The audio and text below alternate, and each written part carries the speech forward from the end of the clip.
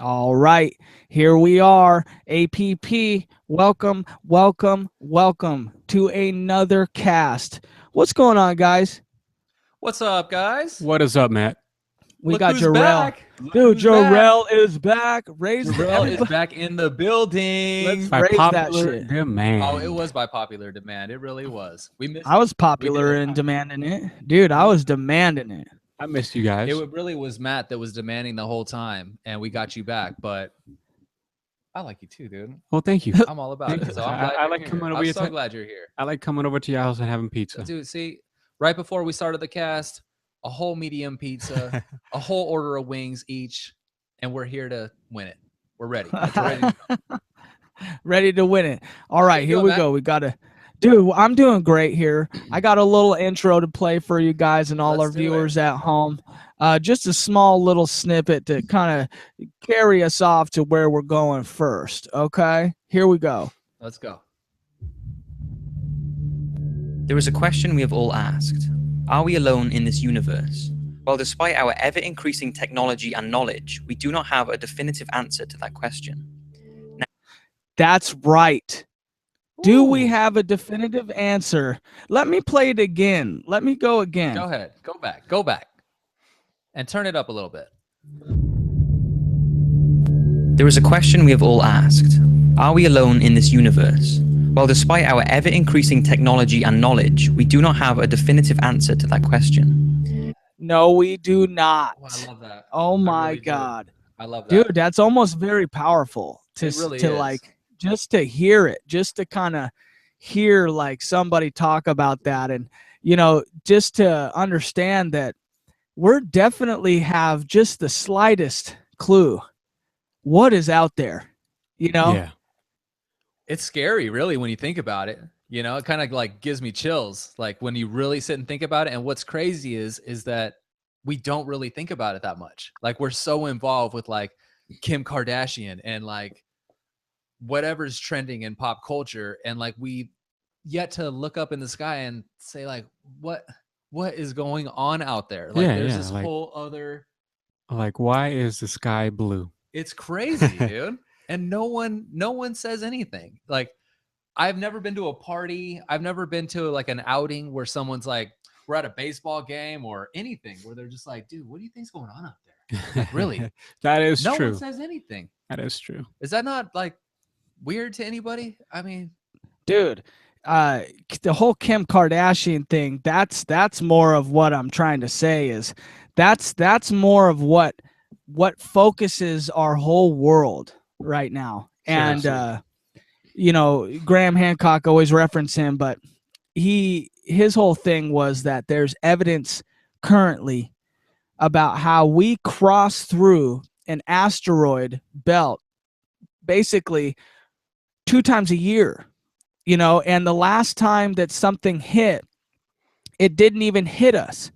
It exploded like a mile up from the Earth's crust, but it just flattened thousands of miles of trees, just trees flat, because hang of the on. force. I got to stop you already because we got off track already. We already forgot what we normally do in the very beginning of our cast. Oh my We God. forgot to cheers I did. and Oh. throw it up. I hope you didn't pop the bottle already. No, it's here. I'm waiting. Okay. I got the Prosecco. Listen, I want to say something real quick. This is a shout out. We had him on the cast. Shamps Lewis. It's his birthday tonight. Oh, happy birthday. Happy B-Day, man. Happy B-Day. That's We just awesome. want to dude. say Good happy for him. birthday to How him. old is he? How old is he? Too old. Okay, Getting he too doesn't wanna give old. the information out. 21, Yeah. baby. I get it, 21. I get it. Not Nobody as knows old as 21. you. but 21. He's 21. He's 21. chilling. He's legal. 21. He's legal today. I think he's like 27, but Okay. yeah. Younger than you by far. It's like, Yeah. Who is, bro. all What's right, up? take it over while I'm popping this bottle real Well, quick. hang on. I'm gonna go ahead and let's just go ahead and salute up a little toast. Well, Hold actually, on. no, hang on. Never mind. Matt's not ready yet, so you got to put the drink back. I mean, down. we got excited in the beginning We about did. just what we're going to But talk we about. haven't talked about. We just talked about birthdays. Jorel, when's your birthday? September 19th. Oh, okay. You got a while. Yeah. Matt. June 18th. Okay, he's got a while too. I got Nice. the first birthday up in here, so we'll have an APP birthday cast on May 8th for your boy, and it'll be a huge, huge deal, huge cast. Nice. I'm into it. I'm into it. Nice. So, Dude, can I just to ask you- tell a little bit of the viewers, like, what do we got coming up next with APP?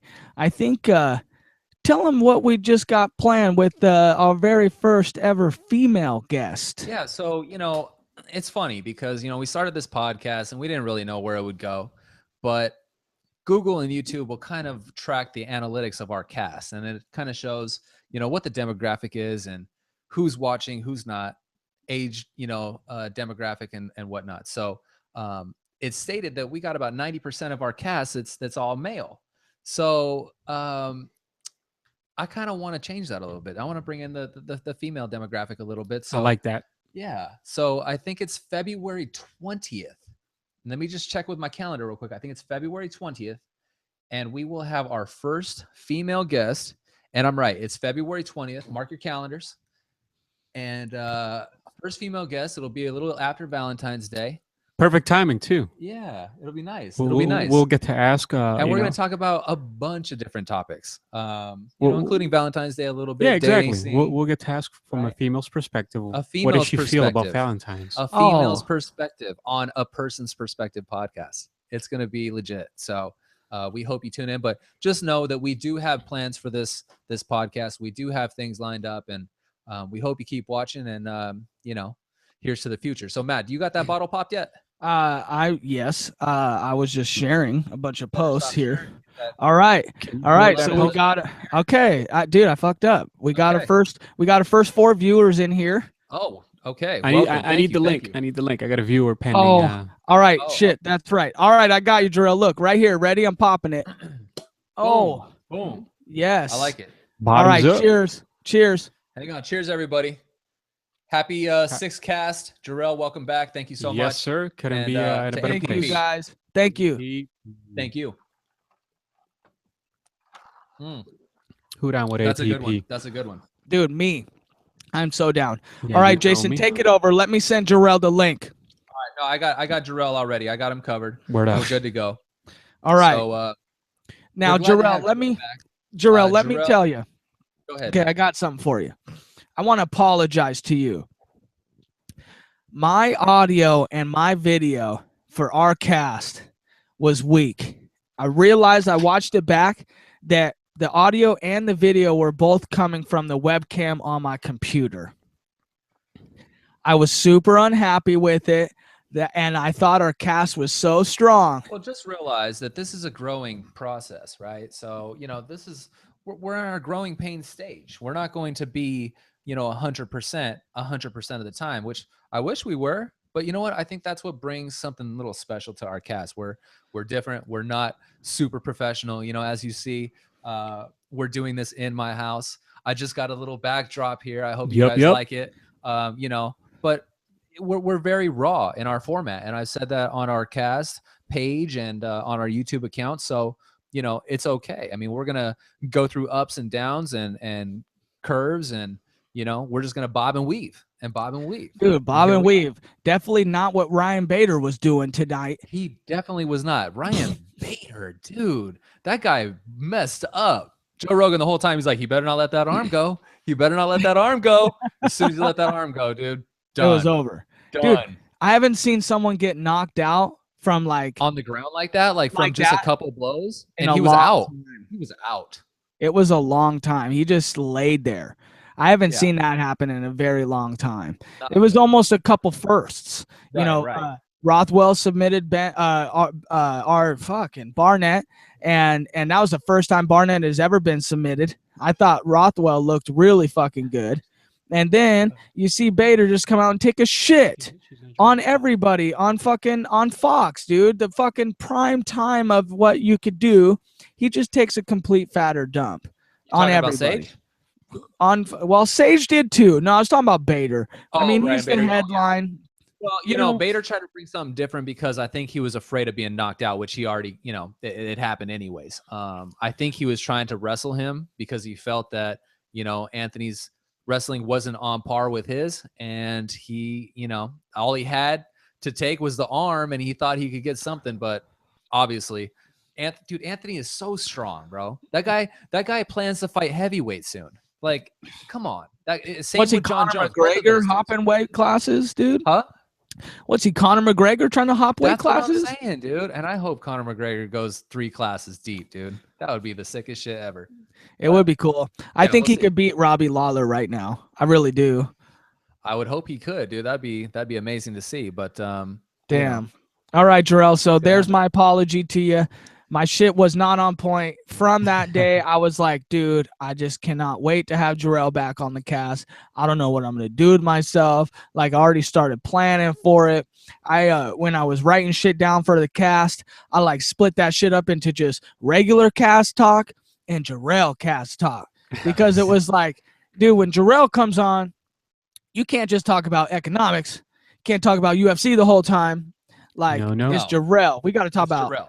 comics, Since superheroes. Jorel's here, and since Jorel, this is the second time, we're gonna start with his initial idea, and you want me to intro? No, it, or take you it wanna away, talk about Jorel. Take it away, Whoa, dog. So- we're jumping. First, are we started jumping. talking about We're gonna- aliens now, and the intro music. We are going to and- jump. We're going to start jumping a little bit. Oh, and talking about the intro music, we started the intro for the first time, which I'm like super amped about. We got the backdrop for the first time up in this, Dude, soon to have phone calls in here. We've phone got calls that. coming soon. So we got a lot happening. So yeah, and we're going to jump. We're going to jump because we're getting excited. This is still new, right? Let's But take our jump. Let's take it. let's take the jump. So we're not going to talk about the aliens and X-Files, Oh, a we new will. show that just started a couple of weeks ago. we will. Oh, we're But gonna go there. Okay, That's okay, yeah, all that's right, why all we right, had all right. that awesome intro. So, but the first thing that I wanted, I thought would be better jumping into first. Yeah.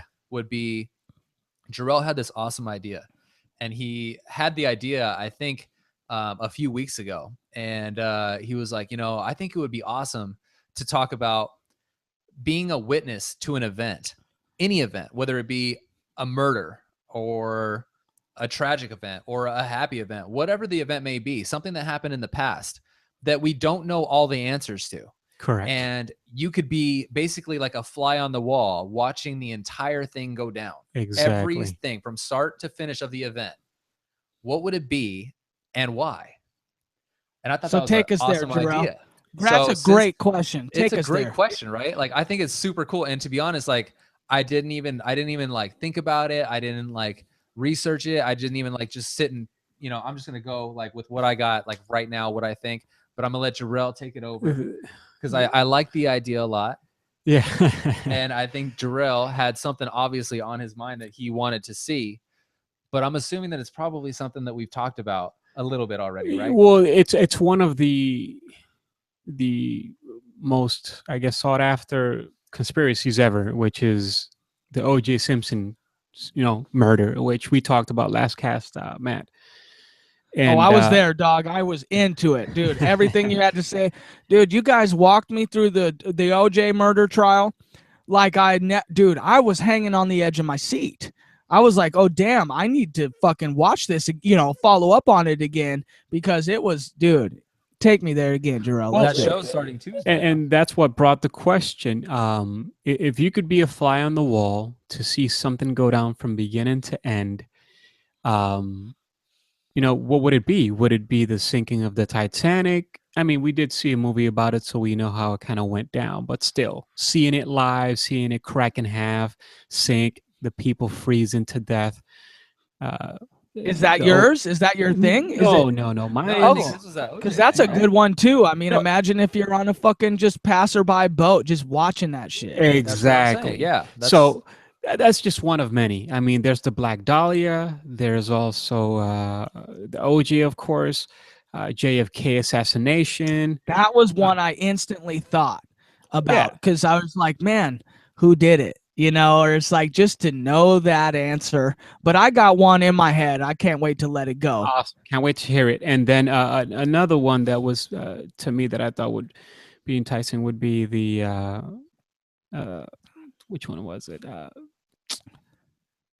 Wasn't that enticing? I fucking just forgot about it. So many running through my head. Area 51. You know, the whole alien stuff. Like Roswell, did something really land there? Are we being led on? What's What happening? is it? Yeah, exactly. Well, I mean, I'm a firm believer in there's no possible way in hell that we are the only thing out there. It's just not possible in my opinion. I got theories on that that I'll share later with you guys. Okay. So was that was yours, Jorel? Is the Roswell? I think honestly, if I had to choose out of all, and there's so many to be quite honest, I would certainly choose the Roswell one. Okay. Area 51. What happened? Did something drop? Are we being, uh, is the government hiding something from us? Is there true definition that something does really exist out there?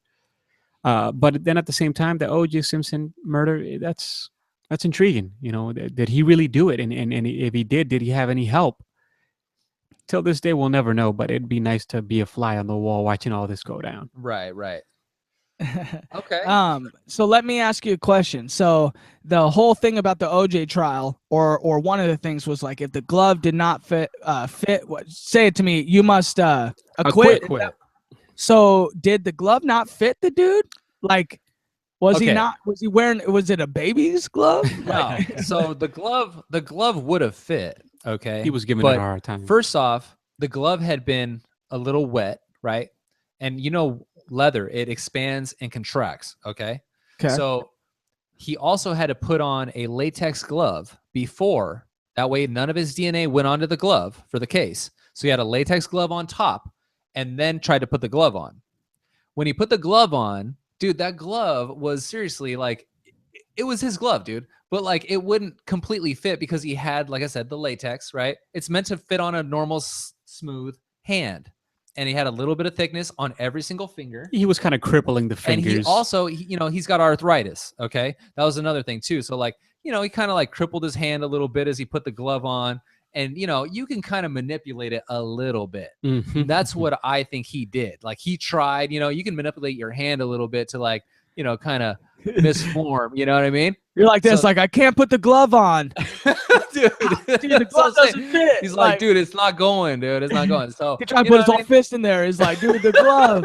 Yeah, Look, dude, I don't got any fingers. Yeah, dude, that's what I'm saying. So it's stuff like that. But yeah, so that was the deal with the glove. All right, Jason, what event in history would you like to be a fly on the wall? So, all right, so I'm a big fan of rap music. So mine would have to be two different things. Mine would be both murders of Tupac Shakur and a Notorious B.I.G. I gotta know what the hell happened, dude. It fucking pisses me off that like we have no idea. Those are good ones. What exactly happened there, dude? Like dude, it happened in such recent time. We should have no reason why we do not know anything as far as who murdered those two guys.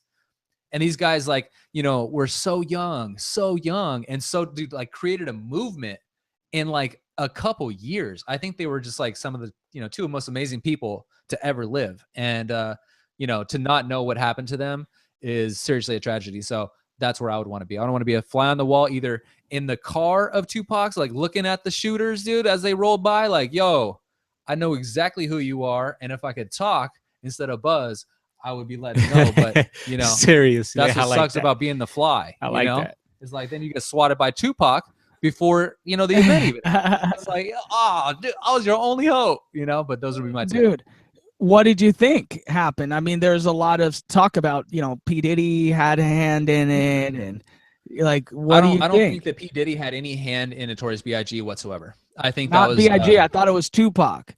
No, I don't think so. yeah, right, too. So Tupac, I feel, Suge Knight had something to do with his death. Whatever it was, whether, I mean, and it's, it's easy and it's, easy for him to fight saying that he was in the vehicle of the car. But at the same time, I think the guys were a little sloppy with their hit a little bit, because probably had two moving cars, whatever. Whether Suge paid somebody or, had connections with dirty cops or whatever, something happened. I feel he was involved in some way. But like I said, then you got like a different side of the story where earlier in the night before the Tyson fight, Tupac with his crew was running through the casino and they ended up like coming up on this. I think he was a Crip, and Tupac always wore red. I don't think he ever like considered himself a Blood, but like he was more in that Blood crew than the Crip crew. And when they saw this guy, they beat the shit out of him in the casino, and it's all on video, so then again, like it could be that too. So it's hard, and that's why I say like I would definitely want to be there to see like who it was, like what happened, if it was that guy in retaliation or if it was Suge Knight because he thought that Tupac was going to leave. This is one thing I do ask myself. The person is out there obviously because they never caught him, or he could be dead, Either way, that's what my either way is. If I was the person that killed Tupac Shakur, one of the best rappers of all time, wouldn't you want to try to put it out there, tell your friend or tell someone that someone could tell somebody else till finally it hits someone that can do something about it? That's what I'm saying. Like, how did that not happen? How can I go to sleep at night saying to myself, I killed Tupac Shakur? I'm gonna wake up in the morning, have me some scrambled eggs and pancakes, and move on with my life. How do you live a normal life after that? Seriously, like I in the thug world, you do want to kind of represent yourself and kind of tell somebody hey, I killed this stuff. Yeah. So you're saying grandma killed Tupac? I mean, no, but what he's saying is like, you're going to have a reputation, with your boys, in that crew. And those guys are going to know. I mean, it's not like they hold secrets from each other. Like, oh, dog, I ain't going to tell him I killed Tupac or I didn't kill this guy. Like, that's just what it's like the best kept secret.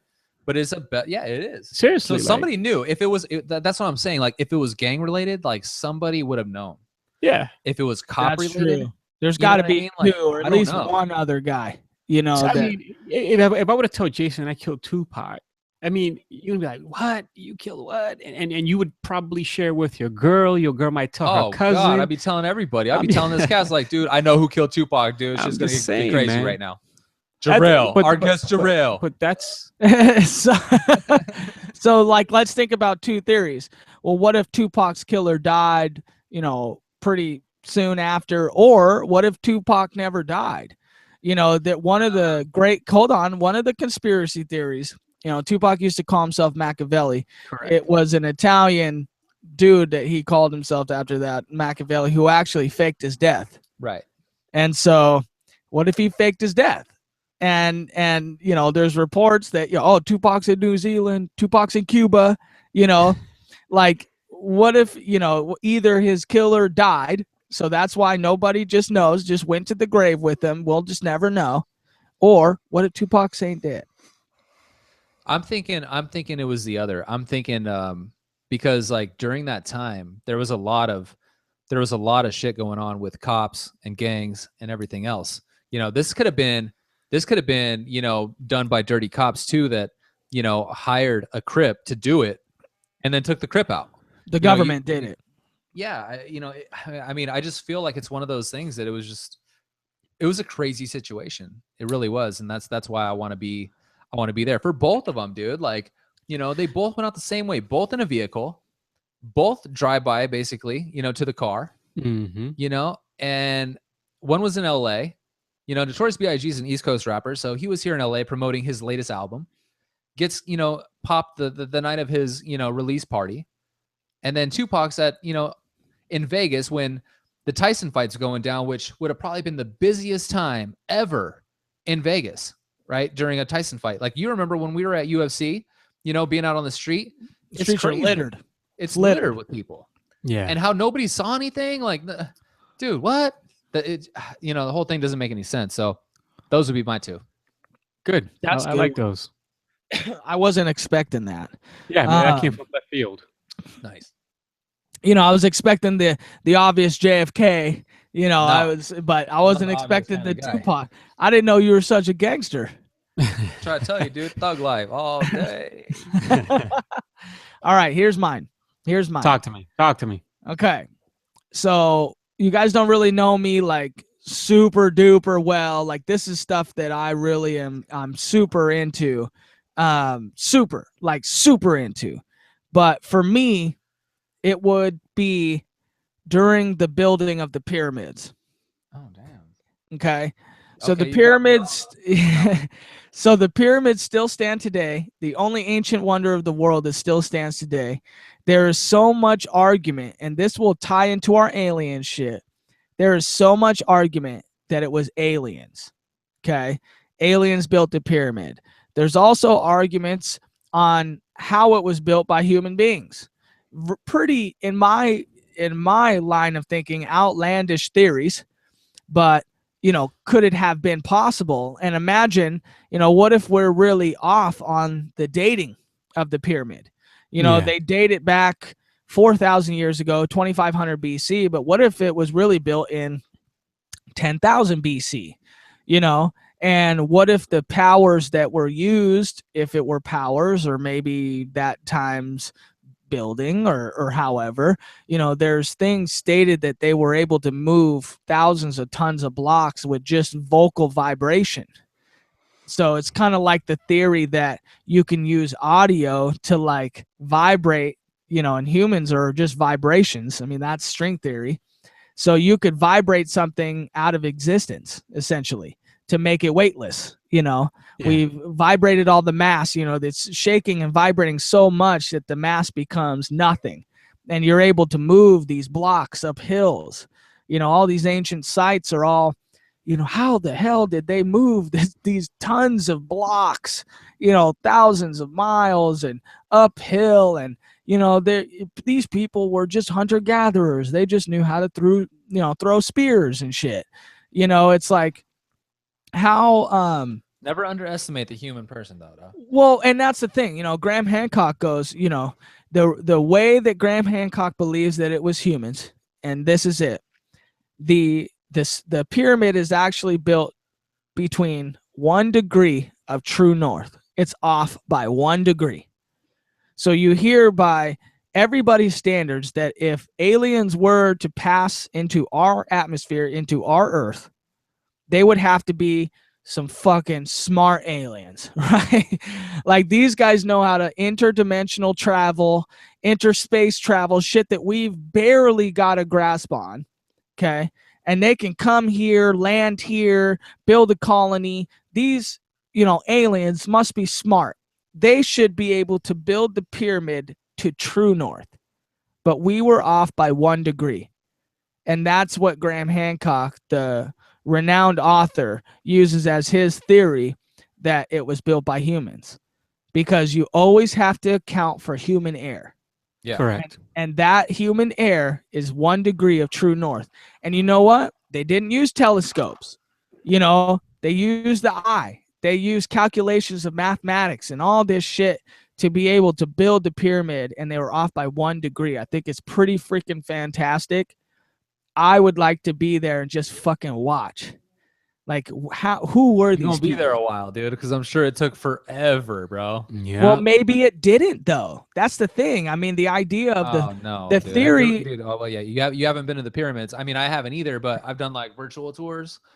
I've not seen it on the computer. The virtual tour took forever, bro. I'm like, I picked up my man. phone. I Are picked we up my done yet, phone. dude? The and beauty when of we the got internet. here?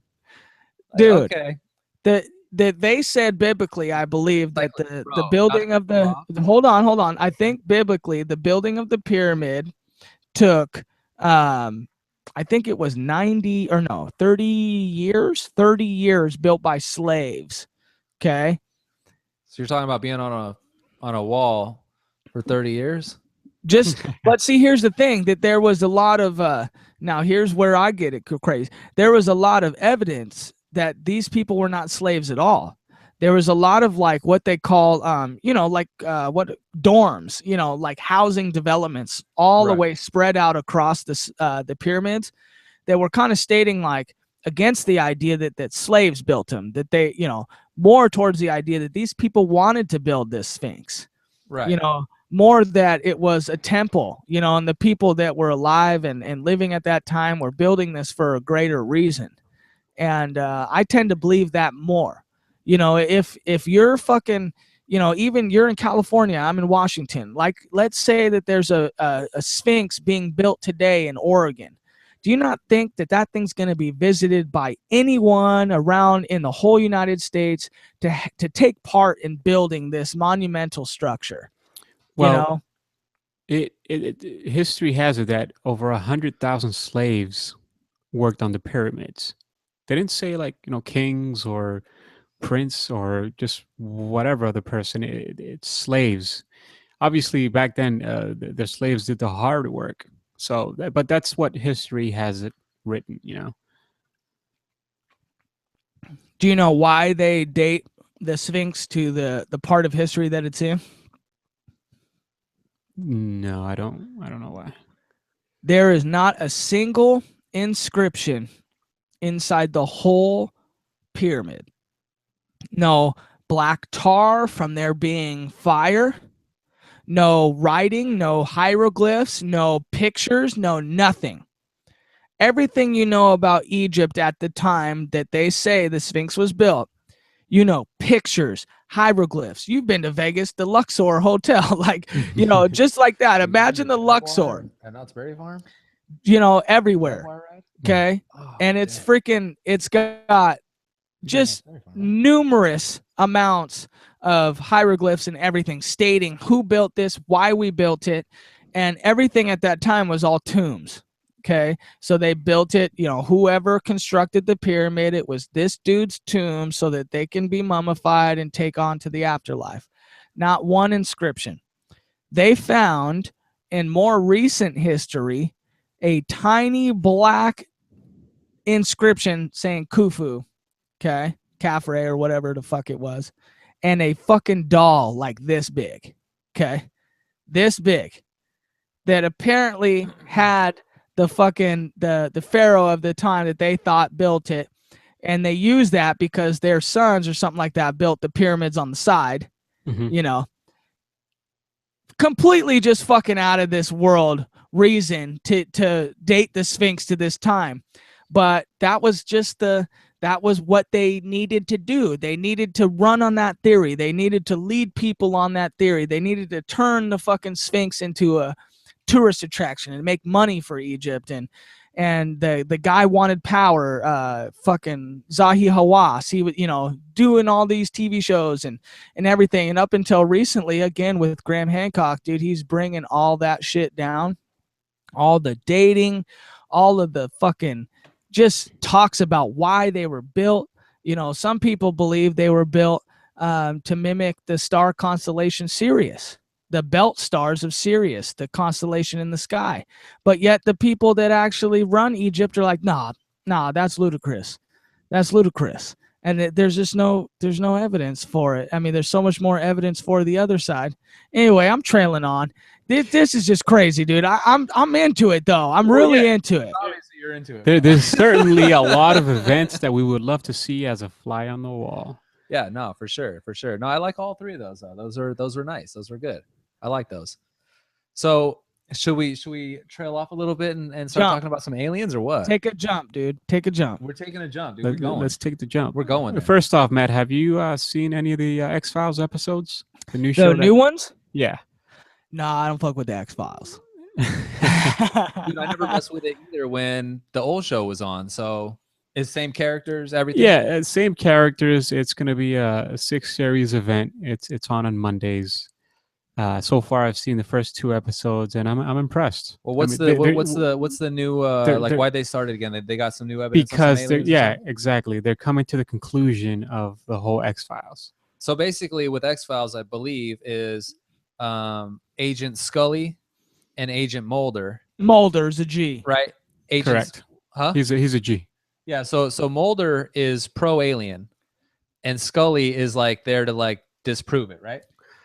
Yeah. At first, I think I caught the first 3 or 4 episodes on Netflix. Well, I'm just like, that's just basically like the way the show goes. So like when they go in to investigate something, you got like the Mulder is trying to find the answer, and Scully's just trying to say, "Dude, stop already! It doesn't exist." Well, Scully's there to do her job. And her job, she was appointed by the government to pretty much watch over this whack job Mulder, who had these crazy. No. Well, I saw the first 5 episodes on Netflix, dog. I'm all of a sudden an expert. Okay, listen. He's on Netflix. He knows the plot story. He knows the characters. Dude. He's all about it, dude. So it's okay. Let it out there, man. We know you're a nerd in a way. No, I am a super nerd. Okay, listen. Mulder's crazy. Here we go. He's like, Okay, This is so Mulder, funny, dude. dude, Mulder's got it. He's like, dude, I swear to God, there's aliens here. Like, look at this fucking animal just running through the city and shit. And that's not normal, right? And Scully's like, come on, Mulder, you're crazy. I work for the government. I'm here to keep you under wraps. Let me change your diapers and shit. And then basically he converts her with a couple of crazy invents. You know, how the fuck is this, you know, human or whatever the hell it is? And here we are. Now they both are pretty much tied into it, right, Jorel? Yeah. Yeah. They Well, both believe it now. they had a relationship together. They even had a baby together. Was it an alien? No, it wasn't an alien. Damn, that would have been tight. That's where the show fucked up. That's true. They would have still been going. Oh, think dude. about it. They're Little working alien together. baby and shit, like growing up, fucking. Then he turns into Alf. Oh No, shit, dude. Oh, it turns into Alf, dude. I mean, this shit, bro. You know, Mulder's an alien from the very beginning. Or That's you how he be- knows. Oh, fuck. They could have fucking jumped off with some crazy shit. Okay, so Well- tell me real quick about the old X-Files and what the different, like, how did the old X-Files end off? Well, that I don't have the question to because it's been Okay. so many years. Dang. However, maybe Matt can enlighten us. God damn it. I've watched Well, he 5 knows. episodes. Anyway, Mulder apparently gets with Scully. They have an alien baby, and here Right. we are. And Okay. so what's different about the brand new shit? Why'd they bring it back? What's Well, the conflict? Yeah, I want to hear. So some- far, with what I've seen, only 2 episodes.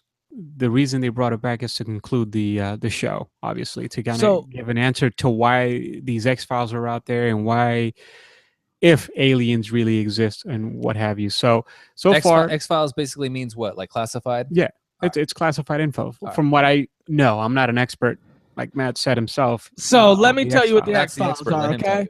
The X-Files are the There we go. division of the government that they called what Mulder was doing. Correct. Or it was the X-Files. So like people are like, oh, we're gonna send Scully to the X-Files. We don't like her anymore. You know, it's like, we're gonna discredit everything Scully's gonna do. We're gonna send her to the X-Files and shit.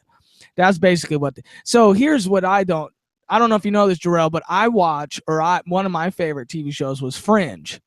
Okay, it was Mhm. basically the modern version of X-Files. Like, about aliens and interdimensional travel and, ulterior dimensions and the dude from the Star Trek, I think Spock or Leonard Nimoy. That's who it was. Do you know who that is? I don't. Damn it. Not a true fanboy No of Star more about Trek and this shit. damn- Okay, you know what? I can Google it. No, I can always Google it. anyway, All right, we're getting off track. X-Files. Okay, we need to watch it, I think. Let's Do we? jump on. Well, Go ahead. let me just say what I was going to say. Based on the 2 episodes that I've seen, they want to conclude the show, and from the last episode, it's all been a hoax. According to Mulder, the government set everything up, and that's where the show left off on the 2nd episode. Damn. So dude, it's that's going to crazy. wrap up more likely that the government was one behind everything and fooled everyone in the X-Files, and it's Mulder, Scully, the world, everyone. However, there's some twists and turns, so we'll see. Maybe we can recap after I see all 6 I don't think they're going to episodes. be able to do that because I think the government would have a huge play in not wanting that to be the way a show that's so popular end, right? Well, you mean in reality? Like the Yeah, like government? I mean, because like people, you know how people are nowadays. People nowadays are like, they believe what they watch on TV. They think this shit is true. So True. they watch the end of this show and they're gonna be like, damn, they're gonna be like, Matt, like the government, I fucking knew it. Well, you can't pass nothing by the government to begin with. No, I know, but I you know don't what I'm fuck saying? with the Like, government see, at all. Like, or mm-mm. Snapchat, but he messes with Snapchat now. Remember? So, all right. So let's talk about this. All right. So since we're into the X-Files, we're talking about a little alien talk a little bit. I still want to talk about aliens. So let's just do this. All 3 of us. Do we believe in aliens? Do we not? Why? Jorel, go ahead. Oh, me first? Why Go me ahead. first? Why man? not? I'll 'Cause you're go the- first. Thank you, Okay, Matt. listen. I definitely believe in aliens. Okay. Now, there's 2 main reasons. Two main reasons. One, maybe alien life isn't what we believe. Like I don't necessarily. To me, what aliens are is a living organism like ourselves that can evolve and, become smart or become great, it's hard to say that on another planet, whether it be water driven, some organisms can live in nothing but complete just trash. Yeah. They're not like us, right? I mean, obviously there's reptiles here, they live in different environments and shit, and they look completely different, but they're that's an why they talk evolving about- organism. Well, that's why they talk about, finding water on Mars is so important because, if there's water, then there could be life. And there could be life like us, Right. right? But for me, it's like it doesn't necessarily have to any contain life like on a different planet. Like they haven't found any walks of life at all yet, right? So that's like the big thing. Yeah, that's because Right. fucking the galaxy is so fucking vast, and we've only been able to get a probe on Mars to be able to not test only is it so anything. vast, but like the amount of money, the funding is a big deal, right? So like you got to have the funding in order to do these things, and NASA is funded, but not the way it was funded like when JFK was in. So like when JFK was in, there was the space race, and I was trying to tell Jorel earlier about racing to the moon and how there was only a few times people actually went on the moon, and after Apollo 17 no one went to the moon. That was it. Apollo 17 was the last trip to the moon. We haven't been back, and that was back in the 60s. That's crazy to me, but the funding isn't there anymore because we made it to the moon first. We beat Russia. We got onto the moon. We found that there's basically nothing. It's just dust. There's no life whatsoever on the moon.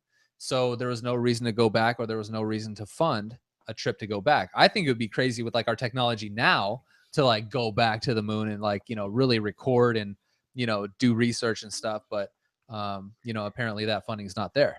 Isn't it terrible that why does money have to get involved? Like there's money on the world, but we can build shit without money.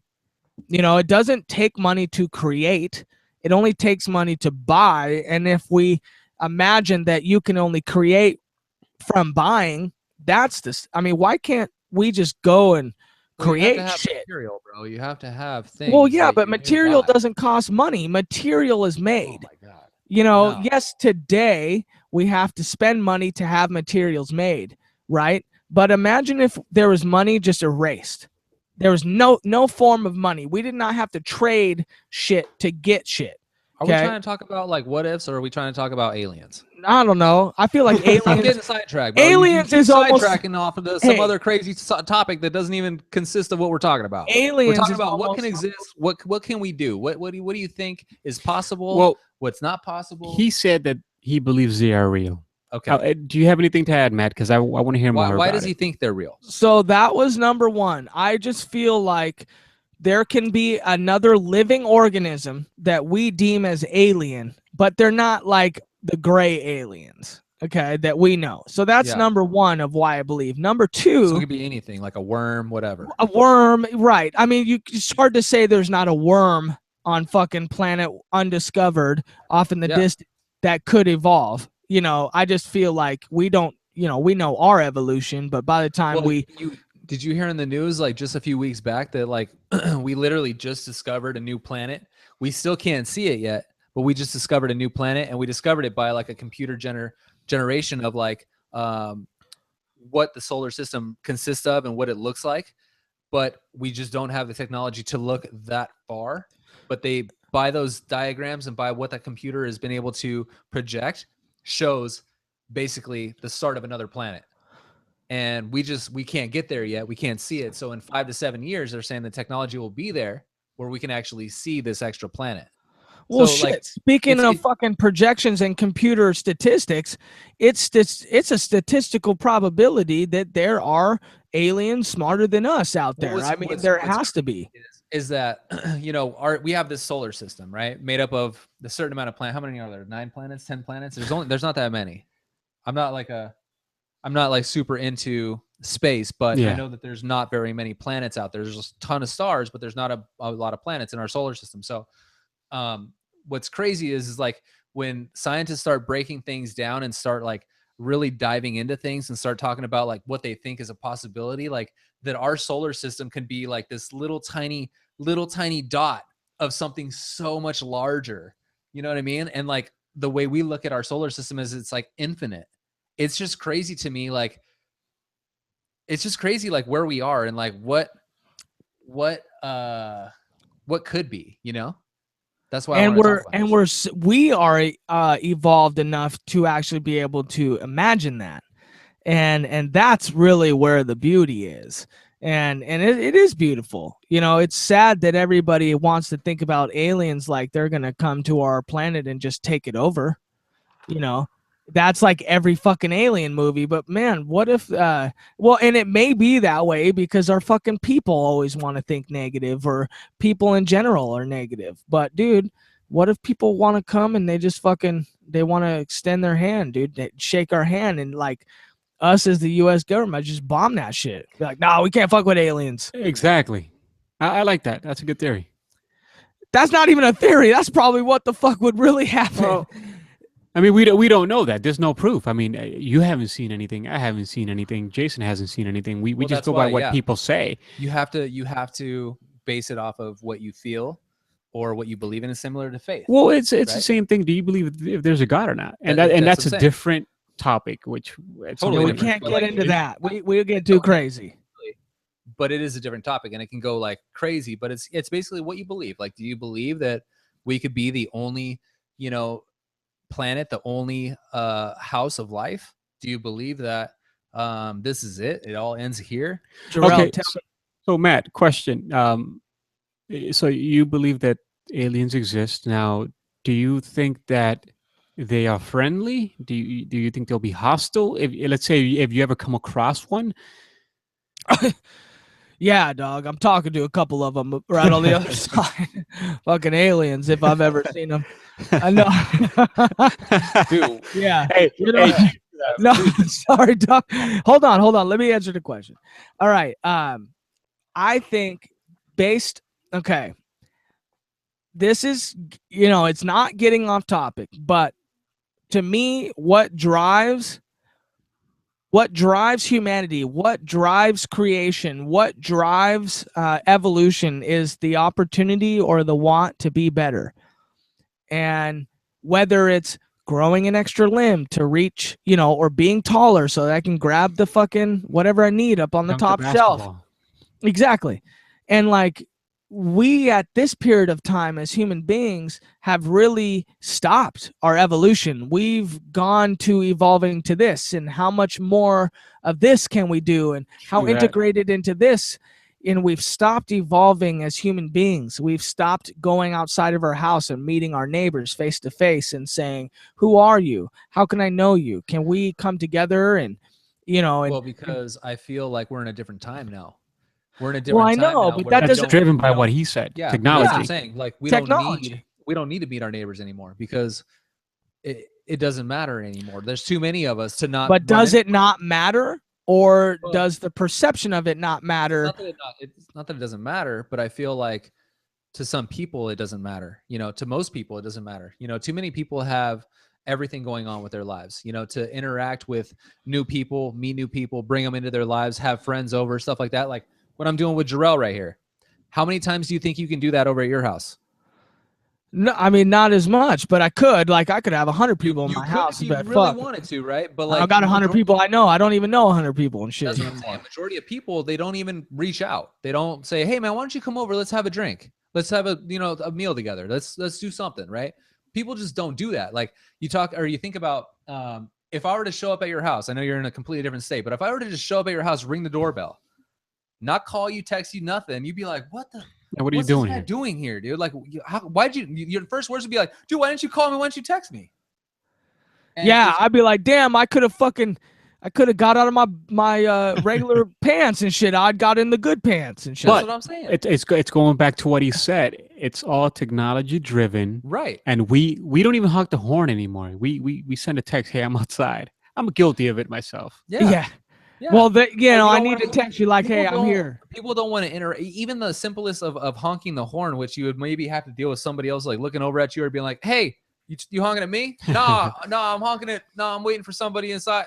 No, people don't even want to interact with anything anymore. So it's kind of sad. I'm not saying that it's it's right. I'm just saying. Well, shit, people feel like they don't got the time anymore. I was talking to a customer Yeah. the other day, and they were like, "Oh, I don't want to bother you." I'm like, "Hey, I got all the time in the world and shit." And they were like, "Well, damn, that must feel great," because they said to me, they go, "I don't feel like I got the time to text, somebody back or anything." And I just thought it was odd that they would say that to me. I was like, "Why would you?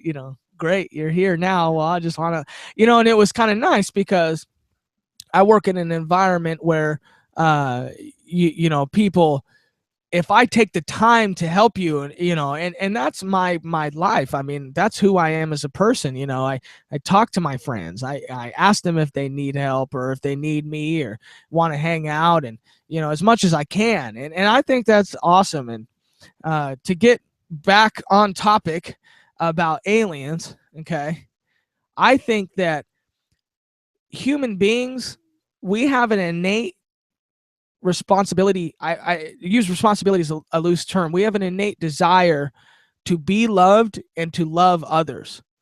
And so I feel like that doesn't come from your upbringing. It doesn't come from you. I feel like that is a universal thing. Like, I really feel that we are all here to expand, Yes. and you asked me, like, do I feel like aliens would be good? I really do, and I feel like it would be our duty, just in the such, to be good back, and to learn.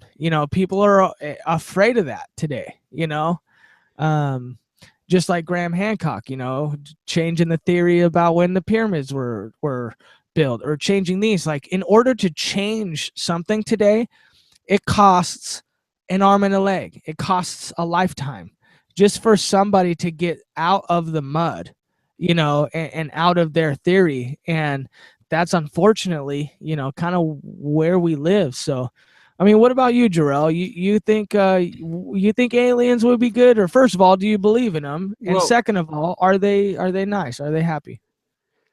I have two different theories, and I go way out there. You probably might think I'm crazy, but it's just my theory. I'm with Two you. I'm with theories. you. Um, I think that, well, first and foremost, I believe that there's a God. I'm not an atheist. I don't think we came from evolution. I don't think we came from the monkey. I just believe that our body's too perfect, how it's all connected, that it was made by some higher power. Whatever that may be, so be it. So my theory is, if God created a being that's not us, obviously, because it said that God made us in 7 days. Well, who is God? Where did he come from? Are there other gods? Maybe it was God created by someone else. Maybe aliens are created by another God, and in a distant galaxy away, and because of their technology, they're able to cross borders with us. Um, we obviously don't have answers to that, but I feel that along with that, maybe those are illusions that we're seeing by Satan's angels, making us believe that there's something out there that really isn't. I mean, when Satan left the heavenly skies, he took some angels with him. And if we see ghosts, why can't we see aliens, or think that it's there or not?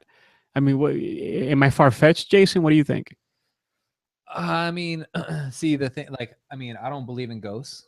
But there have been people that have seen ghosts. Well, there's been people that have seen like aliens too. It doesn't mean they're real. But there are There's been more people that also say that they've seen God. Like they say that they've had near-death experience where they've seen Jesus or they've seen God, right? Yeah. So like, but you can't base your life off of what someone else has said that they've seen.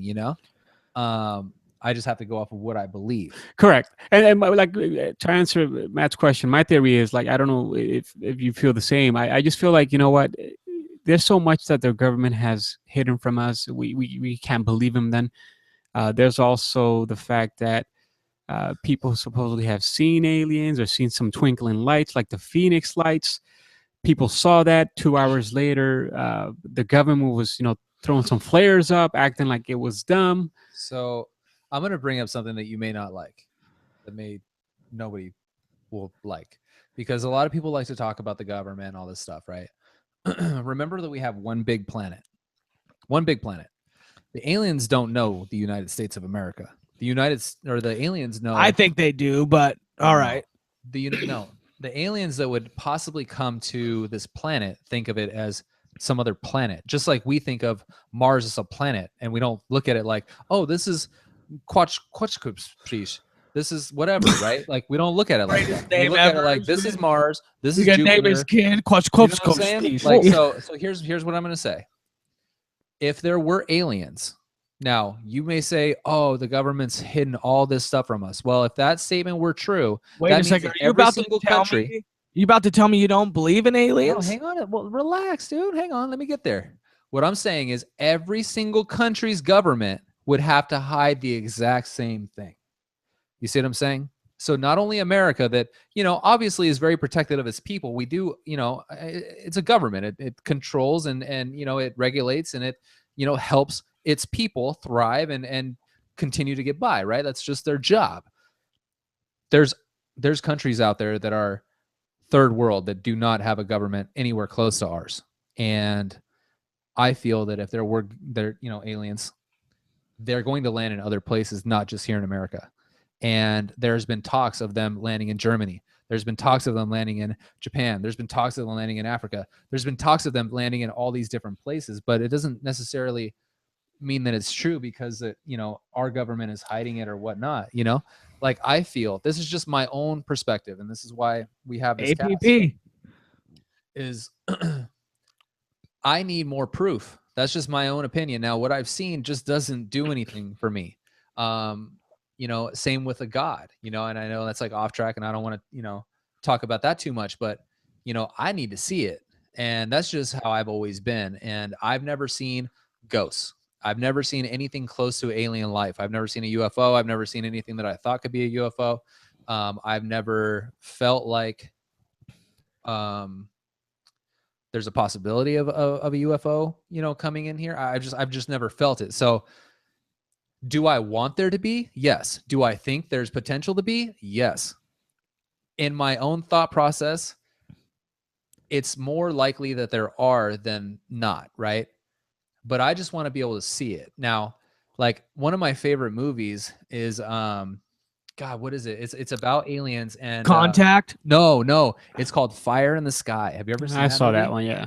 So cool, dude. One of my favorite movies, scared me to death, right? Like one of the famous scenes in that movie is from the main character that supposedly got abducted by aliens. He's out in this field and he's working. They're lumberjackers out in this field and they see this light, and they're in their truck and blah, blah, blah. And this guy's like super curious and he like ran out into the middle of the field. They like, first off, they were driving, chasing down this, light that they were seeing in the woods. And it turned out to be a hovering UFO.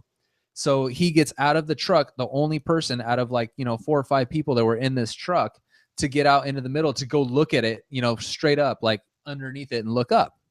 And they hit him with a beam of light. He came flying up and then, fell to the ground. And, the truck was like, with all the people in it, got so scared. They ended up like, I think they took off, and then all of a sudden this guy's back. And he was his whole story is like he was abducted by aliens, and these are all the things that they did to him. And in the movie, they basically broadcast like what his story was and what they did to him. And it's crazy to like look at it, to think about it, to whatever. And when I tell you that like I want to see it, I definitely don't want that to happen to me. That's another thing. Hollywood portrays aliens as being hostile. That they're here to destroy our world, take over us, make us slaves. Well, because it's entertaining. But Matt, what I was trying to get to earlier, my 2 theories are it's either Satan driven that we're seeing these illusions of aliens and all this, UFOs, whatever, or there's obviously more than one God, and whatever that God created in another galaxy, they were so far advanced technology that they cross-bordered with us. Those are my 2 theories. So, for me, honestly, I fucking love being able to do this shit, dude. I love being able to hear what you're thinking. Like that, I've never thought about it like that. Not that I want to or believe you or feel your way. It is beautiful to me to feel like or hear like what another person's fucking thinking. That shit is hard, dude. Hey, cheers to that, man. Like I said, it's fucking hard to even see somebody today, let alone have a fucking conversation like where you can open somebody up a little bit. Like it's all, you see on their Facebook, it's like whatever they want to put out to you is what you see and what you know. It's like it's amazing. Yeah. That whole multiple God theory controlling like multiple places, I almost want to say galaxies. Okay. Yeah. So let me tell you this, right? So I follow Joe Rogan a lot on his podcast, and one of his the guys that he hangs out with or that owns Onnit. Onnit is a supplement vitamin company, and it's his friend that started it. Well, he talked about how he had an ibogaine experience, which is a hallucinatory. It's almost a 24-hour. It's in Mexico, and it's supposed to treat hard drug addiction. You're supposed to go there and you're like, you take this mental trip that is just fucking, it breaks you down so much mentally that you come back so refreshed that you're not addicted to hard drugs anymore. Some people believe that the trips you have like is making you face the demons in yourself. So you are almost scared of it again, because you know that that's such a bad thing. Well, what he talked about was how he had this vision of our galaxy, and it kept like zooming back, and like seeing it from afar, galaxies turn into galaxy, turn into galaxy, turn into universe. Universe turns into these titans, and the universe is the titan's heart.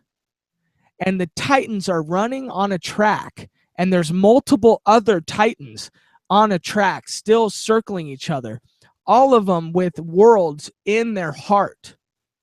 So like to hear you talk about like, well, maybe there's another God. Well, imagine you envision gods as titans on that track. Every titan, every god has their own galaxy universe in their heart. So it's like it goes beyond, and a lot of people don't know this, but talk about dimensions like string theory, which is the most accepted science in quantum mechanics right now. String theory can only be possible mathematically and scientifically with 11 universes. Okay, there has to be 11 universes in order for it to work. And Michio Kaku or whatever that white-haired guy and fucking what's that big black guy's name that gosh, hey, help me out. What's that big Neil deGrasse Tyson, right? He always talks about this.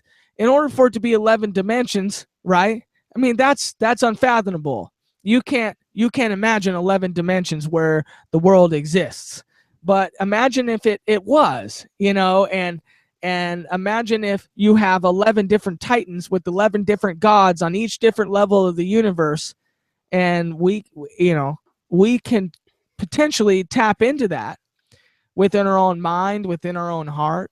And that's what, ayahuasca and, mushrooms or LSD or, all these drugs that people talk about, these visions.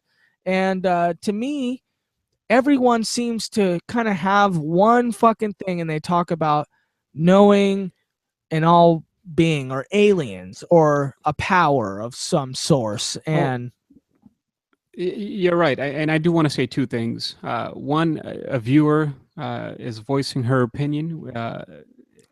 She wants to share also. She's watching, and thank you for watching, of course. It's awesome. She said, some say that Sasquatch is a form of an alien or an interdimensional being as well. So there you go. I mean, even Sasquatch. What's kind of funny about that? My dad just texted me, what about Bigfoot? Exactly.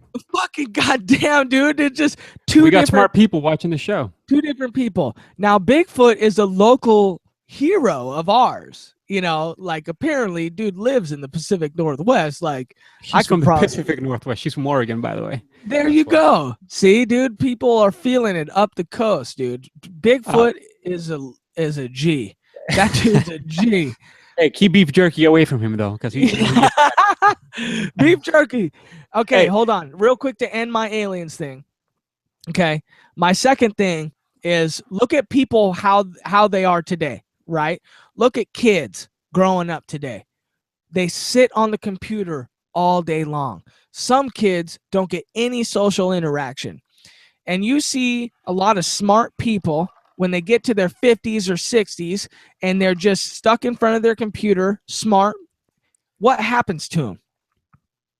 Because they don't get out, because they don't go and work out, they don't perform any sports, they don't go and do play 60 NFL.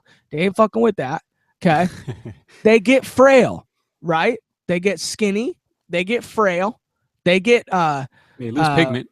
yeah, they lose pigment. See, I was just about to say they get really flushed, white, Pale. just pale. Pale's the word I was looking for. Thank you.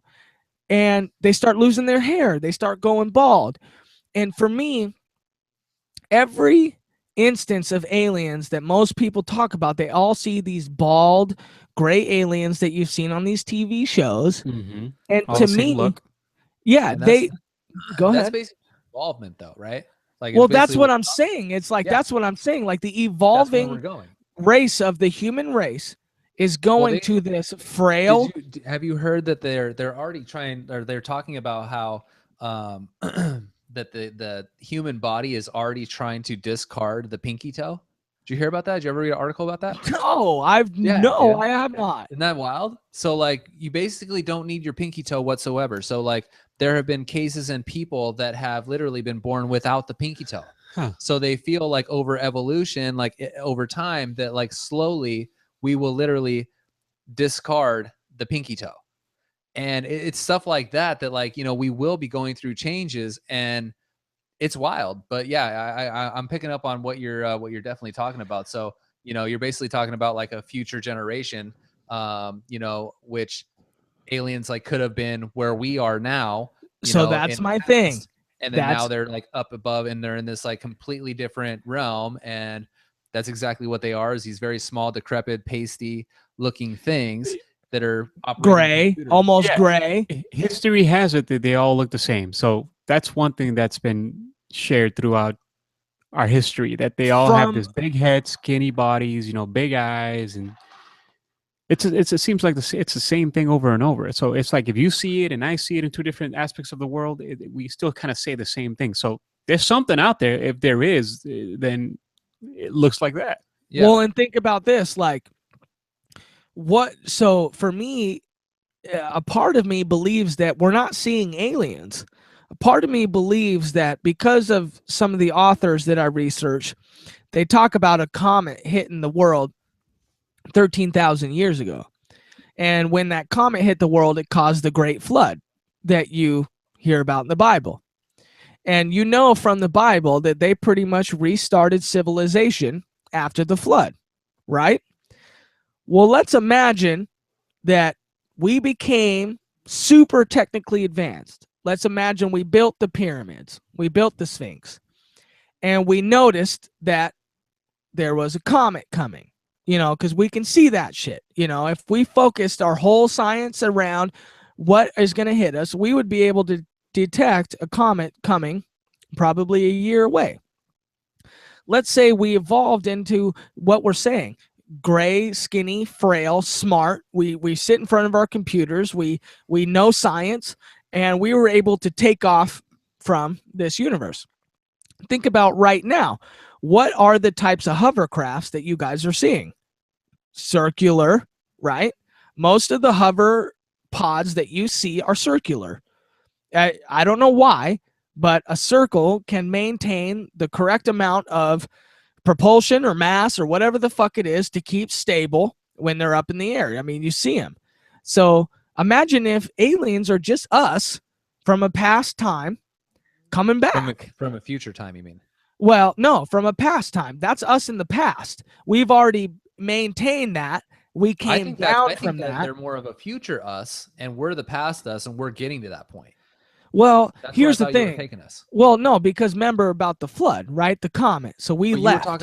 you were also talking about how like we're Now, we're going to become that again, because that's what we become when we focus on how smart we can be, and that's part of the reason why I feel like this is we are meant to discover this, technology and computers and science. But a lot of me wants to focus on making sure that we can grow crops and making sure we don't just use this planet, we grow from it, and we put back into it, we replenish that. And I feel like right now we're at the age of life and civilization that we just want to take from it, and imagine if it continues to go where it is. I mean, I dig what you're saying, and at the same time, it's like, what if there are more than just one God, and that God's creation is way far advanced, which happens to be aliens, and like I said, they cross borders with us. I mean, who knows Dude, if that's that could what it be really is? that's I mean, the ancient Egypt, every fucking ancient religion talks about multiple gods. There's got to be something to that. They just came up Maybe with we're just that. a contest. Who can be far more advanced at the end of the day. Well, shit, that's how it is today. How much better can I do than you? How much better Exactly. that, if there were multiple gods like that, you would think that right now our gods must be doing pretty good, but maybe they're not. dude, we could be like way lacking. We're like the retard god, bro. That'd be crazy, right? No, Like, what if seriously. we are? What if they it's just a finally competition? fucking got iPhone, dude. We got iPhone back 300 years ago. What are they Yeah, doing? exactly. Over there? That's why they're crossing borders with us. They have They're these crossing borders. UFOs. Like they just got to see, like, oh, look at that. Oh, they're sad. Oh, damn. Let's go back to our fucking good. Yeah, what if they're just here visiting? They're like, oh, these dudes are still fucking with the iPhone?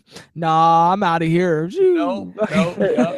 It's interesting because one of my English teachers back in high school, his name was Bud Jennings. He believed that at some point in our lifetime, we will literally be traveling like how they did in Star Trek. Just get into this like big orbital round shape, Round, whatever you right? call it. You get in it, and it just because Saucer. yeah, because we have, from what he said, we have electricity in our body already built in. So it's Little like, power it. yeah, they're gonna just suck us in through this loophole and just make me show up in Oregon in the blink of an eye. That'd be sick. Just like in Star Trek, we just get into this thing and you just Pod. it just sends you through a cable, and next thing you know, you're in Oregon or you're in the Bahamas or Europe. I think that's far fetched, but Yeah, I think it's a little far fetched too, and I wouldn't want to live in a world like that. But thank God we're not in that position. I think that's a little wild. you never know. Maybe 200 million years from now. Well, shit, have you ever seen the that time traveler movie where they fuck Guy Pearce? He gets in this time traveler shit, and he ends up getting fucking, his wife dies, and he ends up like passed out on the time traveler machine, and he fucking goes super far into the future, and they're living off cliffs in this sack, and then fucking this like winter soldier being is just controlling everything. It's like, dude, who fucking knows where we're going in the future? Yeah. What's that, dude? What was that cartoon TV show? I don't know if you remember it, where like the person is like in this like seat / like chair thing. They got their own TV. They can order everything like right there. Like things like are delivered to them. Like they don't have to move. It like moves for them. They just control it. Like we don't do anything. I can't remember what cartoon that was. That was a cartoon? Yeah, it was like, I think it was a cartoon. I almost feel like that's your life, dog. Was it I Inspector mean- Gadget, the claw guy? No, it wasn't Inspector. It wasn't the Claw. No, it was. I want to say it was like either The Simpsons or like something like that, where they just kind of like, like kind of fast forwarded in time to the future or whatever, and like everyone just has like their own little like chair that like moves and shit. It's got, Jetsons? like, No, a- it wasn't the Jetsons. No, it wasn't the Jetsons, but like you got like your own little TV screen where like you can watch everything like right there. You have this little keyboard, like you just order whatever you want. Like no one interacts with each other. Everyone's like straight like onto their. It's Well, really that's what's weird. happening now. I But mean, yeah, so like we're seeing it getting now. there. We just don't have the chair yet. Like seriously, we go to restaurants. Fuck, everybody needs a chair. Damn, dude, we should invent the chair, bro. Dude, that's where we need to take it right That's now. where we're messing up. People nowadays go to restaurants and you look around and you just see them on their phone, Instagram and Facebooking, and just no one is interacting. No, It's crazy. It's wild. It's funny because have you ever been to like a party or like have people over at your house, or like I do this, like because it's funny. Like I don't get like invited. People don't invite like us to like anything, and I don't think it's because they don't want to. I feel like people just don't do it anymore. Like, and we do, but like people will be over at our house, whatever, and like everyone's just sitting here like this, like on their phone, and you're like, dude, we're here. Like we could have like a real conversation like we are now, but instead we're just like looking like what other people are doing on Instagram or Facebook. We have like, breaking news. Okay. Drink on that. Breaking Drink on news. that. Thank you for my source. My source just said that what you were saying was Wall-E. The movie Wall-E. Was it Wall-E? Yeah, a Disney movie, and she confirmed that because she knows about Disney. I told you. It was Yeah, Wall-E. it was Wall-E. Yeah, it was Wall-E. Dude, was and like Wally fucked the cartoon. whole game. Dude, Wally fucked the game up, dog. Dude, Wall-E's legit, bro. Dude, Wally got nominated for best Thank you, my fucking source. picture. Yeah, thank you so much. Who was that? That was Devin. Devin. That was my mom. He goes, my mom with the Wally. Damn. No, it wasn't my mom. Dude, I wanted the Wall-E like robot. They had like this Wall-E like remote control car toy. I wanted so bad, bro. Like made all the noises. Like you could just kind of like cruise it through your house. I think Wall-E is so dope, dude. Like that's the shit. But anyway, so Hold on. Can I take a jump, dude? get in there. Dude, here's what I got for you, okay? Best movie role ever played by one actor. Best movie role ever played by one actor. Do you want me to start it off? Because I took a super jump. Yeah, you took a jump. You didn't even like prepare us, bro. So you must have had like this already Dude, thought. I got it. I You're like it. supposed to like let us know. You though. like All it? right. No. I like it, but can we pause for a quick moment? And you said your version of the aliens, you believe in them. I said my version that I believe it's like Jason said that he believes in the idea of aliens. Yeah, but I believe if it becomes between yes or no, I'm more on the yes side. Got it. I'm still more on But the I no wanna see side, it. but I want to see something. Yeah. I want to see more than like a picture from 1962. got it. I want to see something like, like in today, bro, everyone has phones now. Everyone has a camera at their disposal at any given moment. Why are there no pictures of UFOs right now? Seriously. That's There my concern. there are though. No, There's videos, but Not like now, dude, but it's gotten to the point where the videos that are shown, people are like, nah, that's fake. Nah, that's yeah, fake. because bro, they're taken from like the 60s and 70s. They don't look like they're like from like an there's iPhone, new bro. videos. I will link you to 100 Like videos someone of fucking fucking Snapchats a UFO, dude. No way. dude. Give but me that's a the fucking thing. Snapchat of a UFO, dude, and I'll fucking believe there right now. Well, I don't have a Snapchat one, but I got a Dude, all regular. I'm saying I is got that a if- regular one. If they're that real and people are that prevalent, we have a whole planet ahead of us. That's if the government doesn't come knocking at your door with well, it. that's the thing. It's like, dude, so you're Snapchat. saying the government's at every single person's door that has a phone, trying to take their. Jason doesn't think so. I do. I do think too. that I don't.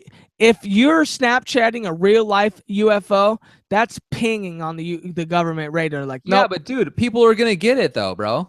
Like, No one's- okay. How many times have you heard send a about somebody? video of a UFO. No, Fucking how many times have you heard about somebody like tweeting something and then all of a sudden it's like, oh, they deleted it, but guess what, dude? Somebody's got it. Someone already got it. Yeah, but that's a celebrity, and they ain't talking about a But real what I'm saying- life. But what I'm UFO. saying is that, dude, trust me, there's a back trail for everything.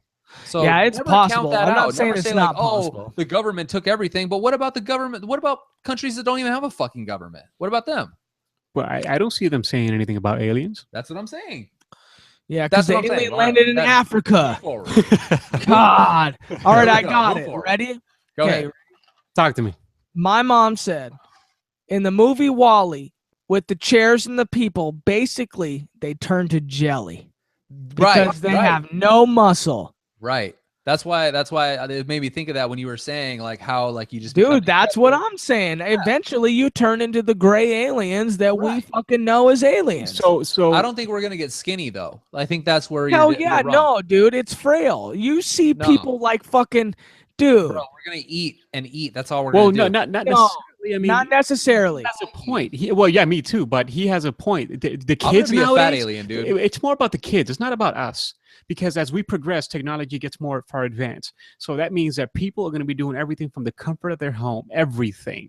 That's what I'm They saying. won't So get like, no no one's gonna sun. get no The exercise. beaches will probably have. I mean, who knows where the whole. Bro, dude, have you ever seen What's Eating Gilbert Grape? Yeah, I've seen that movie. Okay, Oh, so you know how fuck. That's that gonna movie see. was We're like just trying to 5,000 lead into my shit. That's all I'm Exactly. saying. And we will. Absolutely. Yeah, but I'm saying like she doesn't go anywhere. She doesn't do anything. She's 550 pounds or 600 pounds, whatever she is. I think that everything is about That's gonna be comfort us. for us as humans. And yes, at some point, maybe not now, maybe not 20 years from now, maybe not 100 years from now, but at some point, yeah, everything will be done from home. Everything. Yeah. No, it's got to.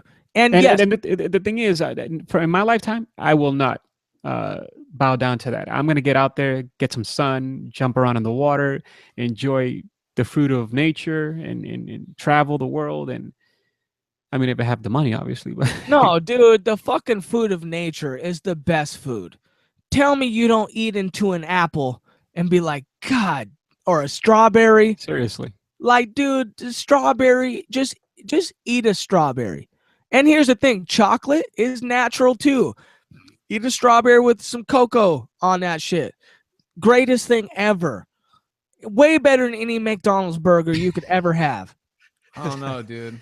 Big Macs are bomb, bro. Fuck, dude, Big Macs are my shit, dude. I swear, dog. If I like went back to eating beef, dude, I'd be all about Big Macs all day, every day. But that's another subject, dude. We getting crazy. So, now. anyways, I can see that happening. So I'm with you on that, Matt. I dig you 100%. Thank you. Okay. Before I actually get back into what I was going to say, okay, I actually want to talk about our last cast, okay? In our last cast, we talked about, a couple things, but mainly it was about what our past experiences have been with, a couple homeless people or people on the street that were in need, or even today, like the campfire kids, the Girl Scout kids, selling candy and shit. I bought I had $4. I bought 3 candy bars for $1 and tipped him $1, whatever. It was like, things like that. So I want to read a couple posts from one of our viewers. Okay. Please do. Because we said that we would, and we should, because I feel like those are the people that drive us to do what we do, and we like that. So one of our viewers, I will keep her name silent, even though she probably doesn't care. She said this: I saw a homeless lady walking with rags and rope, holding the rags on her feet. It broke my heart. I went home, grabbed a pair of shoes and socks to help her, but I didn't find her. I said a prayer for her. Still have the items in my car, hoping to see her again. That was a post from our cast where that lady responded in that way. So take it back. So if nobody watched our last, I did. I said, like, that's with Clint's Corner. We basically were talking about the homeless and giving back and trying to do something for someone else that isn't necessarily required of you, but just something that is a positive thing that can change somebody else's life. And that's, we asked our viewers to to post something that that they've done, that they feel that they've tried to change somebody's life, and that was one of them that we got. And it was more than it's something they've done. Like this here sounds like something that they did. Like it was a recent thing. Yeah. And because of that, we got another one from another. Touching. Yeah, dude, that's touching as hell, dude. To be someone like me or Jason that were in that cast that created that, dude, that is more than it means a lot more to me than just having said it on the cast, having it not go anywhere. You know what I mean? And I'm sure Jason feels the exact same way. I love that. I love that.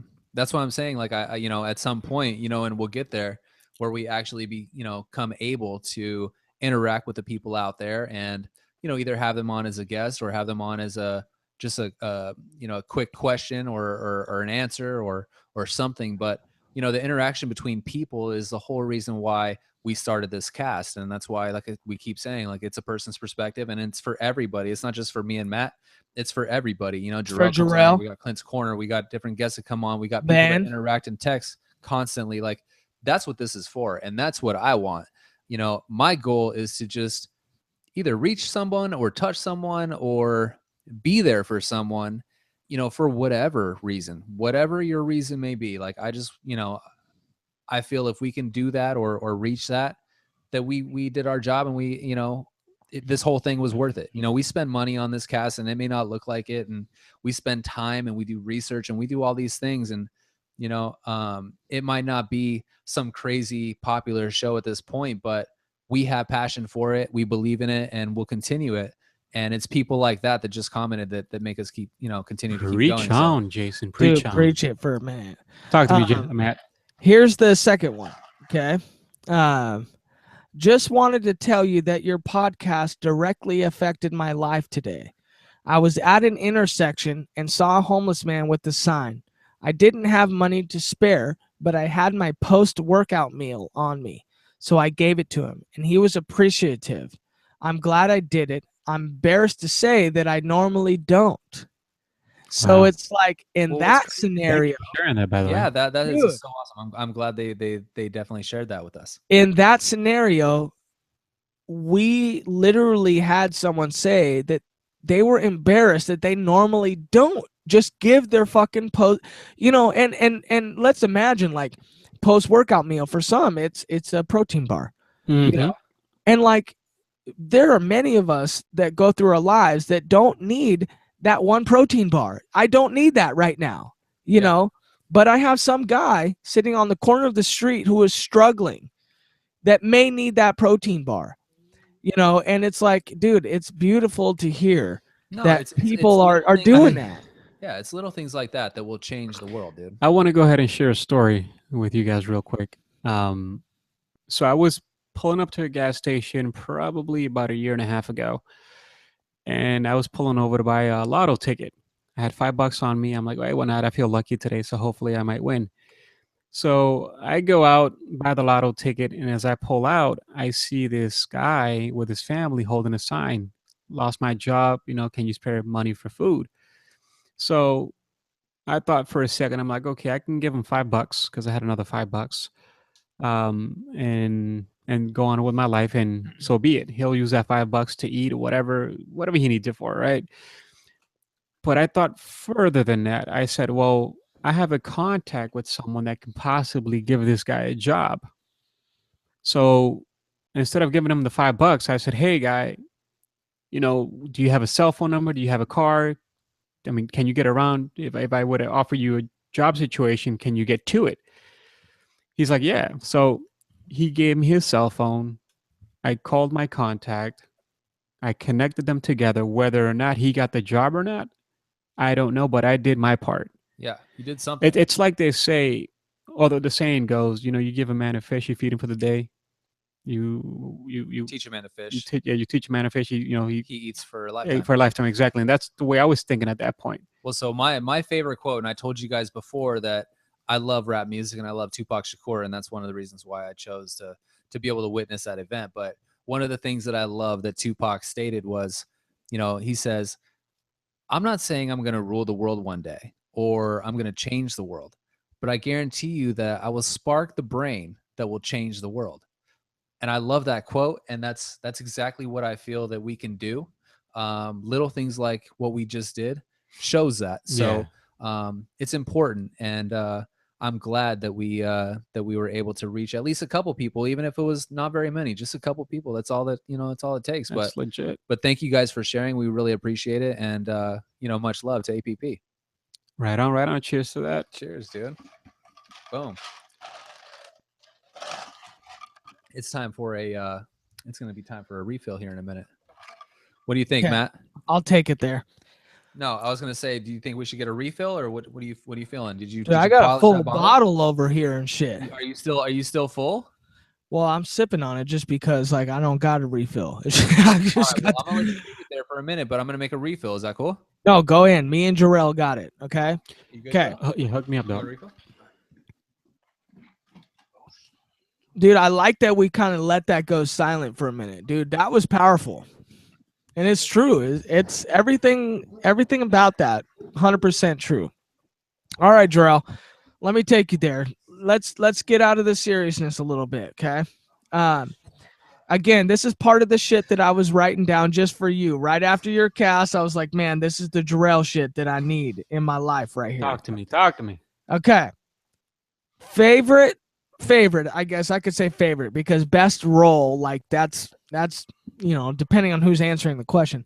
Favorite role ever played by an actor. Now, I will take it there first, give you a second to think about it. Yeah. For me, it is hands down, Heath Ledger playing the Joker. What do you think about that?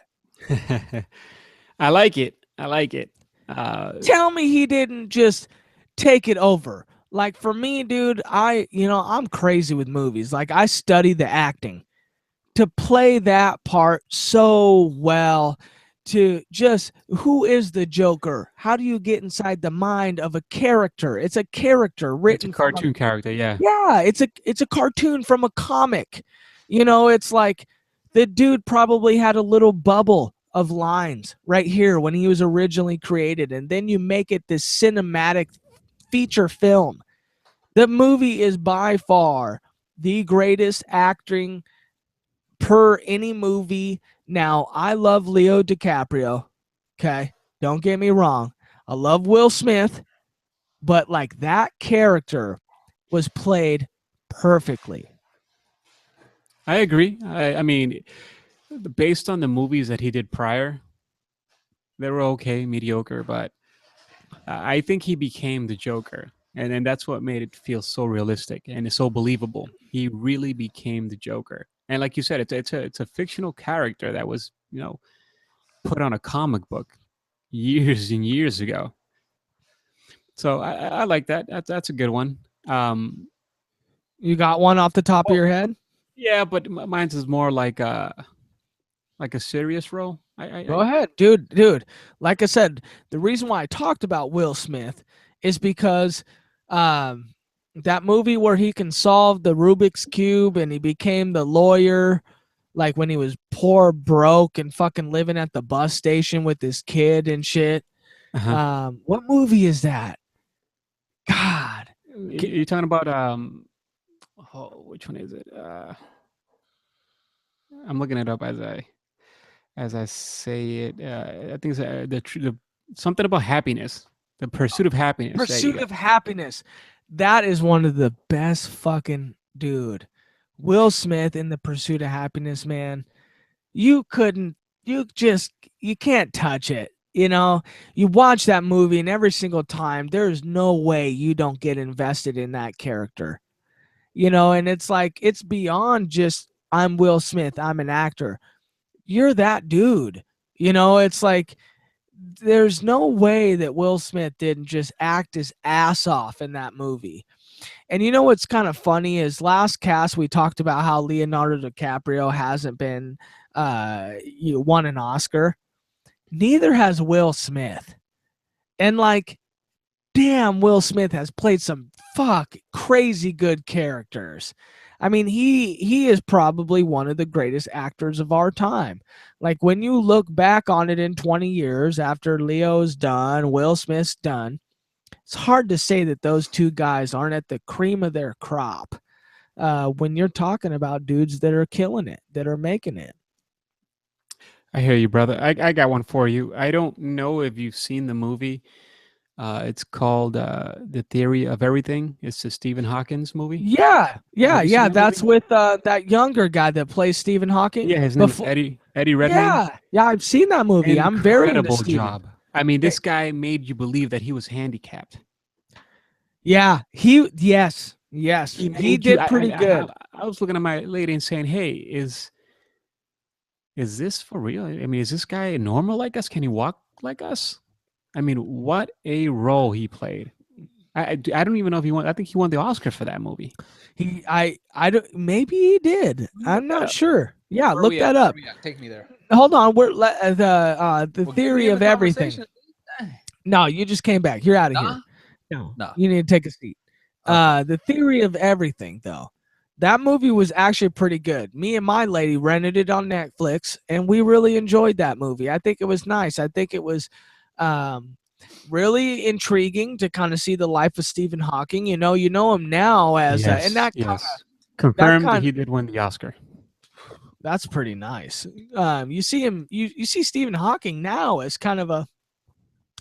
He's a brilliant mind, man. Yeah, Brilliant. he is definitely a figure, and to kind of see his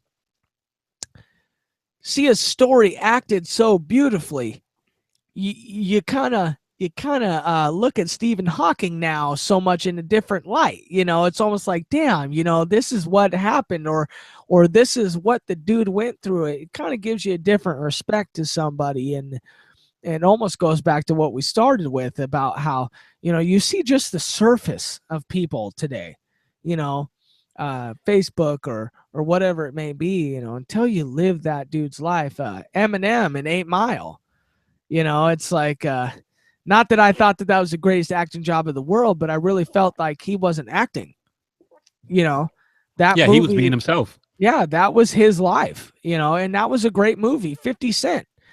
In his movie, Get Rich or Die Trying, I think is what it was. Great acting job. Dude was playing himself. He wasn't acting. That movie was great. And those acting jobs are what make a movie.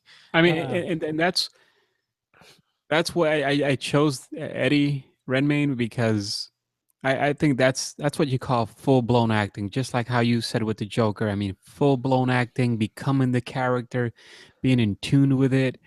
Do you have one, Jason, you want to share with us? You gotta bring me back. I missed the whole conversation. Like, I'm out. Oh.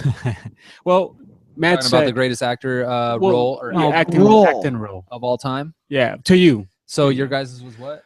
Eddie Redmayne, which is The Theory of Everything. Okay. He said Heath Ledger on the Dark Knight, the Joker. I like the Dark Knight, the Joker. I think that was probably one of the best. But I would still go Heath Ledger with Brokeback Mountain. I think. Okay. I mean, in all honesty, bro, like, dude, that's a crazy ass role. He's super straight. It's obvious, right? Yeah. But like, dude, that same kind of for role the other guy. That kind of role is wild to do with like another mainstream. Both of these guys at the time were looked at as like sex symbols. Both of these guys can get any girl they wanted, and if Heath was still alive today, it would still be relevant.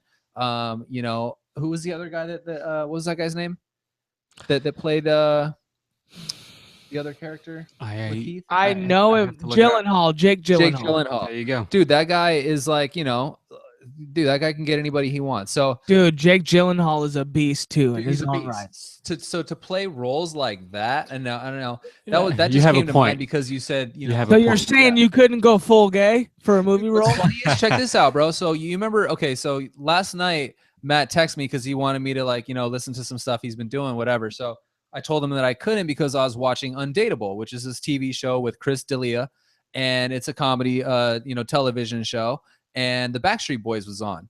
So I told him, I'm like, nah, I'm watching the Backstreet Boys on, Undateable. Yeah. Well, anyways, one of the characters on Undateable, he plays a gay bartender. Okay, the guy is not gay whatsoever, but comedy genius, dude. This guy like just comes out of nowhere, and like what's cool about the show Undateable is that they record it live. There's no acting, there's acting, but I mean there's no like cut, none of that. They just they have the script, they memorize as much as they can, and they just go for it. And it's like the sickest thing ever. It's funny, it's great. But anyway, one of the characters is a gay bartender, and he'll like just walk up on one of the characters, dude, and just like mac out with him. And to me, like I look at Jessica and I'm like, I could never do that. I could never do that. And like, even if you paid me an ungodly amount of money, dude, it would be so hard for me to do that. And I'm not saying like as a bad thing. I couldn't picture myself doing it. So like as deep as they got in Brokeback Mountain, that's pretty gnarly, dude. They went hard. They went hard, bro. Like I haven't seen that movie yet, and I don't plan on seeing it. It's nothing against. It's wild, dude. Nothing against any of it, but it's just not my thing. Jorel, I will tell you right now, I am the same way. You could look that part up. I don't know if they won or not. What Oscars? Any awards or anything for Brokeback Mountain, but no, they definitely won the VMA for Best Kiss. You know what I oh, mean? nice. Yeah. No, That's- I don't know, but probably I'm did, with bro. I'm with Jorel. I'm with Jorel. I love movies and I love those two dudes. I have not seen the movie. I get it, 100%. Not my type of movie, dog. Like another movie, Alexander. I don't know if you've seen that. haven't yeah, seen it. with who plays Alexander again? That's It's Alexander the Great, right? yeah. It's with that Is Angelina Jolie in that movie or Alexander. Let me see, Alexander. All right. Are you guys ready for me to switch it up on you guys a little bit? No, or I what? got another thing real quick. Oh man. All right. Favorite It's This with is- Colin it's all- Farrell. it's all about Colin Matt Farrell. Stone. Colin Farrell. That's right. That's right. I didn't think Alexander got that great of reviews. Well, yeah, that's what I'm trying to get at was that's one of those movies where it has a lot of gay scenes, and I'm okay with that Oh, too. because back then Yeah, that was completely cool. That shit happened all the time. like I said, I have nothing against that. I respect people's I got gay choices friends, of what they dude. wanna Shit, do. Yeah, dude. They I can don't love whoever they want to love, dude. Yeah, That is exactly. completely cool. I don't judge. There's no reason to judge people. Like I said, dude, I love my mom. I love my dad. I love my wife. I love my baby. There's no reason why somebody else shouldn't love their wife. And if their wife's a dude, fucking go right for it, man. Dude, you're Yeah. entitled to love whoever you want to love in this world. And that's truth. All right, let me take you there. Favorite TV shows all time. Just the quick ones. I got this for Jorel's cast. I got a bunch of shit on here. Talk to me. Let Jason start this one off. Okay, go ahead, man. Jump it I mean, are we talking about of all time, or are we talking about of like All time. Just name the shit that you are absolutely into. TV shows. top three. Well, I guess top three. I got four, man. but let's All go. right, well, Okay, well, top five. There you go. top five. All right. Well, I found myself watching Seinfeld over and over and over and over and over again, and at a point in me and Jessica's life, we used that show to go to sleep. We would put that on before we went to Nice. sleep every night because it was on rerun. I like So- that, dude. I do that too. So I like Seinfeld it. is definitely one of my. I didn't have Seinfeld on mine. I'm younger than you guys. So Seinfeld to me damn. was like an older sitcom. Okay. But I will tell you, and Well, I this just is said I what's. watched the reruns. Hold on. No, you didn't. You watched I it live. did. You watched it live, you liar. No. Let me tell you, Seinfeld when I was 16, hated it. Hated it. Seinfeld when I was 24, I understood the jokes. Yeah. And it started to become great. It was Show really about good. nothing, dude. The best idea ever. So my second show would be with the same creator, Larry David, and that'd be Curb Your Enthusiasm. Okay. I absolutely love that show. And I Did absolutely love Larry David dude. create Seinfeld? Larry David created Seinfeld, baby. Larry David is awesome. I beast. like He's him. a beast, dude. He's awesome. He created And Seinfeld? he's brought out so many stars, and he's made people so much money, dude. It's stupid. But like as far as personality goes, like I don't see myself like jiving with very many people like on like a complete level, dude. You And I don't find fuck with myself, many like, dudes? vibing with him, like dudes like me and him are like the same. He's just a little older, dude. That's all. Old? I mean, maybe No, way you're older. both old. Yeah, damn. But anyway, so that's my number two. Number Arrested three, I'm gonna- Development? Huh? You like Arrested Development? Yeah, it was okay. It wasn't. It's not in my top five by any means. No. No, but I feel like that was Top five, bro. Top top five? You're on four. All All You're right, on so three. You're on three. so I'm gonna bring it into a cartoon, which is The Simpsons. So my top five has to have a cartoon in it, and it's got to be The Simpsons because it's just been going on way too long. And one of my favorite shows ever is The Simpsons Halloween edition, where The Simpsons went in 3D. Do you guys remember that show? Did you guys ever see that Nah, one? see, I don't fuck with the Simpsons again. Doug, dude, the Kinda best young. show, dude. It's so great, dude. So Homer goes into the third dimension, right?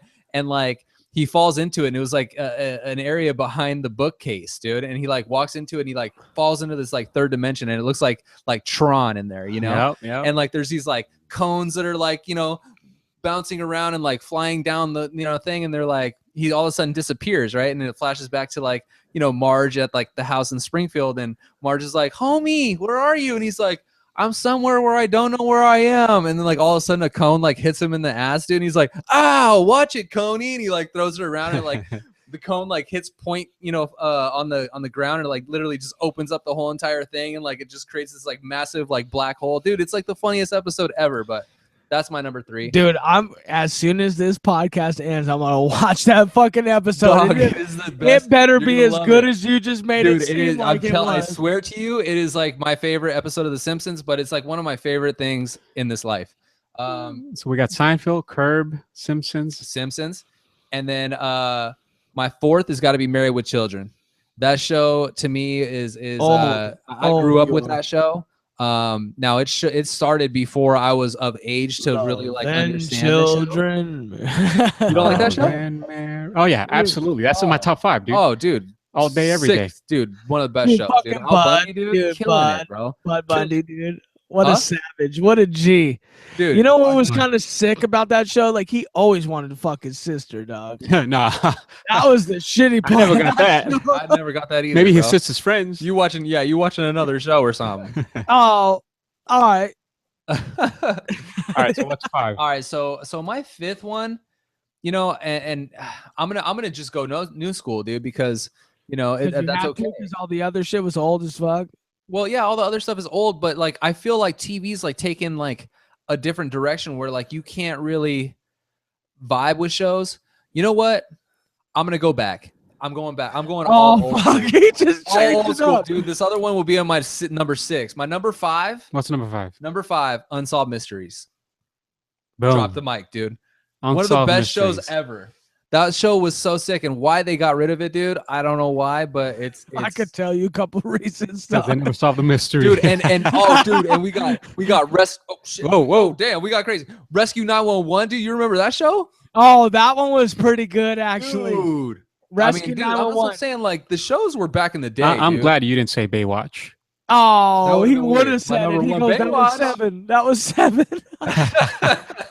So those are my top 5, dude. All Go right, ahead. Jarrell, go. Hit him All with right. it. Well, your parents might relate to this one. For me, all time is Three's Company, man. I love that show. It's obviously way before my time. It started in the 70s and went on to Is the that 80s. with like Bette Midler? Bro, No, I've the never three- watched three- one episode. Of that Three's show Company, ever. man, with Jack Tripper. Come on now. No, I ain't fucking around with that, but Ask your parents. They know. that's way too- okay. That's crazy. Come on, Three's come on. Company. Come on, I'm talk saying- to me, Matt's father. I know you know about Three's Company. Yeah, dude, Matt Yeah. Senior is all about it. Probably. We're about to get a text here. Yeah, Pretty he's like, soon. oh shit, me and Jarrell. no, he hang goes, out. no, he's Watch about to Three's text me Company." saying, you know what, Jarrell? Yeah, you're way off base there, dog. Yeah. Damn. All right, anyways. number 4. Number 4. Oh, Jarrell's Three's top 5 Company, scaring me, dog, already. Married with Children, of course. Okay. Wait, that was your number 2, Married with? Yeah, Married with All right. Children. Love that show. I fall asleep to that show. Yeah, it's a great show. Fresh Prince, all day, every day. Fresh Prince is a good show. I love that show. It went all over the place with it, and I fall asleep to that show too. New School, Family Guy. The comedy is just too funny. It kind of relates to what's going on. in the world. Dun-dun-dun. Uh-oh, talk here to we me. go. Dude, here's 2 things. So Matt Senior just texted, "Love Three's Company." God, Nice, coming up on my door. I knew it. Okay, I've been waiting hold on. for Oh, you. don't even sing it, dude. Hold No. on. You don't Then kill I the got cast. one of the young homies that listen to us. Okay, listen, ready? Tell me the young homie ain't like, dog, I'm all about that shit. No, hold on. Can I? How do I replay snaps? I fucked push up, them dog. harder. I fucked it up. No, I dude. fucked it up. I meant to replay it and then I hit the wrong button. I don't know how to use this goddamn thing. Fuck Wow. Snapchat. But my dad loves Three's Company. I'm Well, what the saying. guy on Snapchat Drop say? the mic. Dude, hold on. Fucking goddamn it. Oh, He my said, God. he's like, This is dude, he's like, "Suh, dude, listen to the podcast. Shout me what's up. Sado. Suh, dude. Suh, dude. Sado. Suh. Suh, dude. For any of you guys don't know that, dude, it was like a No, fucking dude, video hey, that was this- going this around. homie- It's the shit. Dude, this guy I work with, his name's Ryder. He's a kid, dude. He's like 19, 20. You know what I mean? Super cool dude, super quiet. But every time I see him, dude, suh, dude. And just every time, dude, every fucking time. He just Snapchatted me that. Look, hold on. He's a new one coming in. Okay, you ready? Hold on. Yeah. Oh, what's up, dude? Hey, I'm watching the podcast right now. What's up, dude? Hey, what's up? What's up, dude? What's up, dude? What's up, dude? That's right, dude. Is he from Oregon? No, he's from right here, right next to me, dog. He knows Cool. about Bigfoot, though. And then my fifth one. Take it there. I was an addict to this show. I thought it was one of the best acting roles of all time, and the guy became the character, and that's The Sopranos with Tony Soprano and James Cameron. The Sopranos. That's a good one. Yeah, boy, I've seen it probably 6 times. The whole From series? first episode to last episode. I've never seen one episode, bro. It's legit, man. I've and seen then a couple episodes. It's pretty sick. And then in my top 10, just to name one more, Breaking Bad. I think Walter Hold White. on. Let me take it there real quick. God damn it. You can't take my thunder. God. Hold on. Hey, we said 5. Okay, that's it. Okay, hold on. Let's get a shit on this. Okay, ready? Snapchat. Saw, dude. Sorry, that's for this dude. Cause hey, he's watching, and that's awesome, man. Dude, That's Well, we awesome. appreciate him watching. Okay. Cheers to you, buddy. Cheers Yeah, to cheers, him. dude. Let's just drink Let's it. drink to that, dude. He wants on the cast, dude. He's saying he wants to bring the young voice to the cast. What do you think about that, Jorel? All day, every day. Do it. He just Dude. I mean, is he just gonna be on the other end like? See, "Sup, listen, bro?" Jason ain't about Sorry. it for some reason. I'm trying to get who and everybody on this shit just to say their piece, man. Just speak their mind, like talk about it from their point of view, man. Well, It's if you, their I mean, you probably. I mean, my whole thing is I want them to bring something. So you're telling me right now that he's quiet and all this other stuff. So if he's got something to bring, I'm with it, dude. I'm all about it. He's bringing the dudes from the So it's just gonna be like looking over at him and be like, "What you gotta say?" He's gonna be like, "Sod." What's up? yeah, Yeah, dude. That's like the new that's what's- all we need. I feel like that's all we need. All right, dude. Go ahead with it, dude. Let's Talk hear to your me, top Matt. 5. Let's go. Okay, I feel Finale like right you here. guys are gonna fuck with me on this one. Okay. Well, they're gonna be all like 2012. So up this is the difference 16, dog. between old and young. Okay. First off, 5 years fucking younger than me. Dude. Fucking all kinds of shit. Wow. hey, dude, 5 years is a long time, dude. That's 2.5 iPhones and shit. Sod, dude. So, dude. Okay. Fringe is got to be number 5. I say Fringe because it's like the brand new X-Files. That shit is sick. If you could watch Friends start to finish, you will get invested in the Sounds like you're saying characters. Friends. Friends? I don't fuck with Friends, dog. Me neither, dude. That's my wife's favorite show, dude. I ain't fucking with it either. All right. So I Friends. like the song Friends. How many of us have them? Friends. Ones we can't depend on. Friends. All right. Go ahead with it. Go ahead, Matt. Got carried away, dog. Yeah, dude. Number 4. Number 4. Now you guys are gonna clown on me for this one. This is hands down number 4. Gilmore Girls. Oh, gosh. Bro, you just lost your privilege to be on the podcast with Dog. me. Dog. I'm signing off, bro. Dude, your man I'm card signing just went off. down a notch. Sod. Dude. Your man card just went down a notch. Holy Dude. shit. Are you sure you haven't seen Brokeback Mountain like 100 times? Dude. Give me a reason why the Gilmore Girls, besides the looks. Okay, because listen, the battle between a mother and a daughter, the acting, they're not mother and daughter. That shit just goes and goes. And then you see Rory from high school. She's trying to go to Harvard her whole life, and then she ends up going to Yale, and then she ends up meeting this dude who's kind of crazy, and then like she loves her high school sweetheart, and like, dog, Nah, you lost me, bro. Sorry. I did. You lost me, dog. Yeah, I'm fucking nah. All right, let me take you to number 3. Let me take you to number 3 then real Holy quick. moly. Okay. Hit me with it. House. House is Okay, dope. I Dude, respect I was that. digging House, dude. I respect Pill that. popping mofo. I was loving that.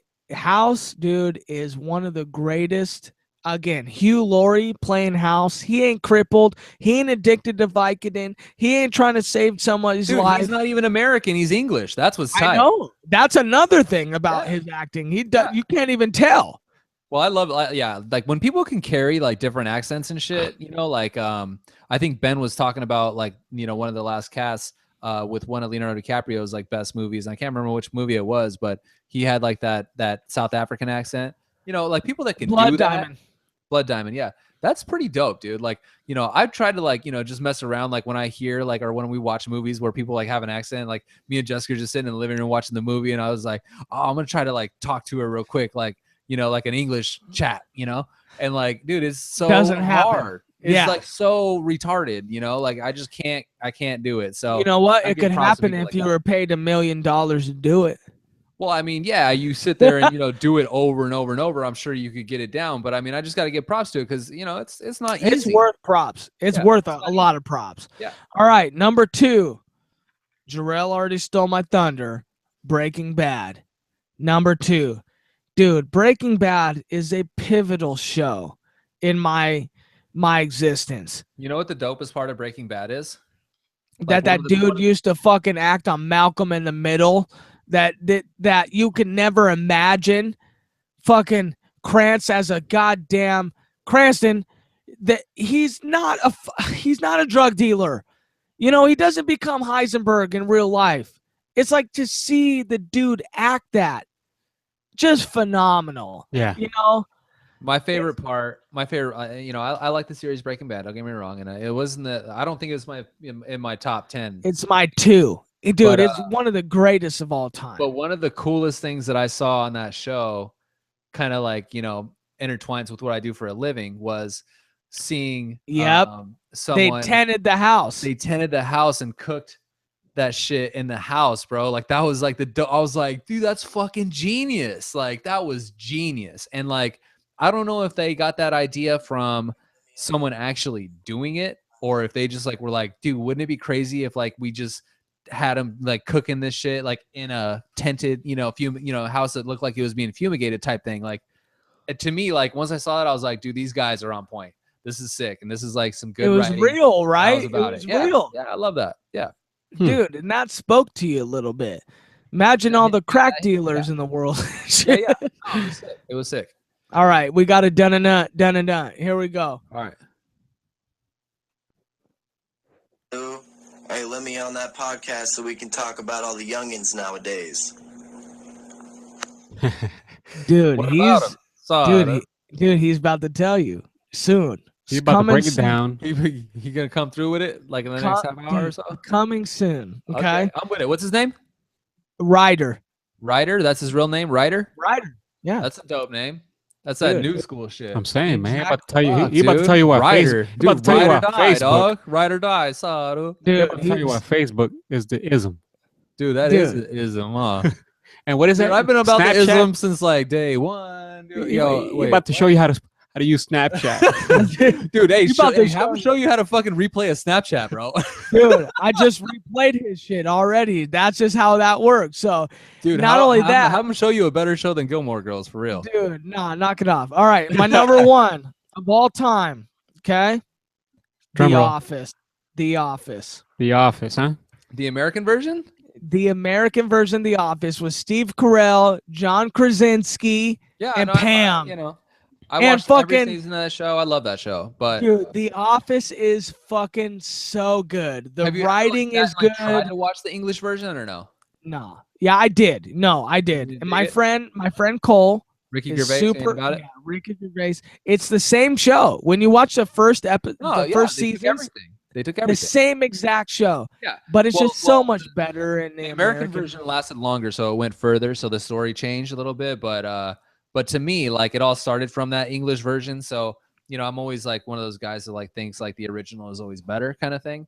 Well, you're wrong. Watch I'm The wrong. Office. But I'm saying, Ricky Gervais is like one of my favorite comedians of all time. My only complaint with that, with the English version of the show, was that you could barely understand them. So like, if you're not English and not used to like listening to that accent every day, for an American to sit down and like watch it and enjoy it and laugh, like I only caught some of the jokes. So I guess the American version would be better, but I did find myself laughing like profusely, like on the English version at some points, probably louder than I would normally on the American. But they're both great. They're both great shows. All right, so I want to intervene here for a quick moment. I am curious to know, what is Matt Senior's top 3 shows?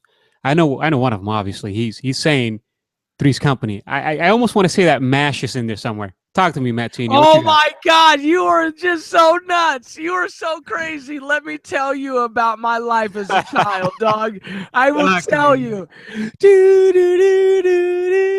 Dude, he loved MASH, dude. Hey, I know my 80s people, man. Nuts. I can't believe you just said that. I will tell you right now, that just flashed me back to my whole fucking You know the theme childhood. song, bro.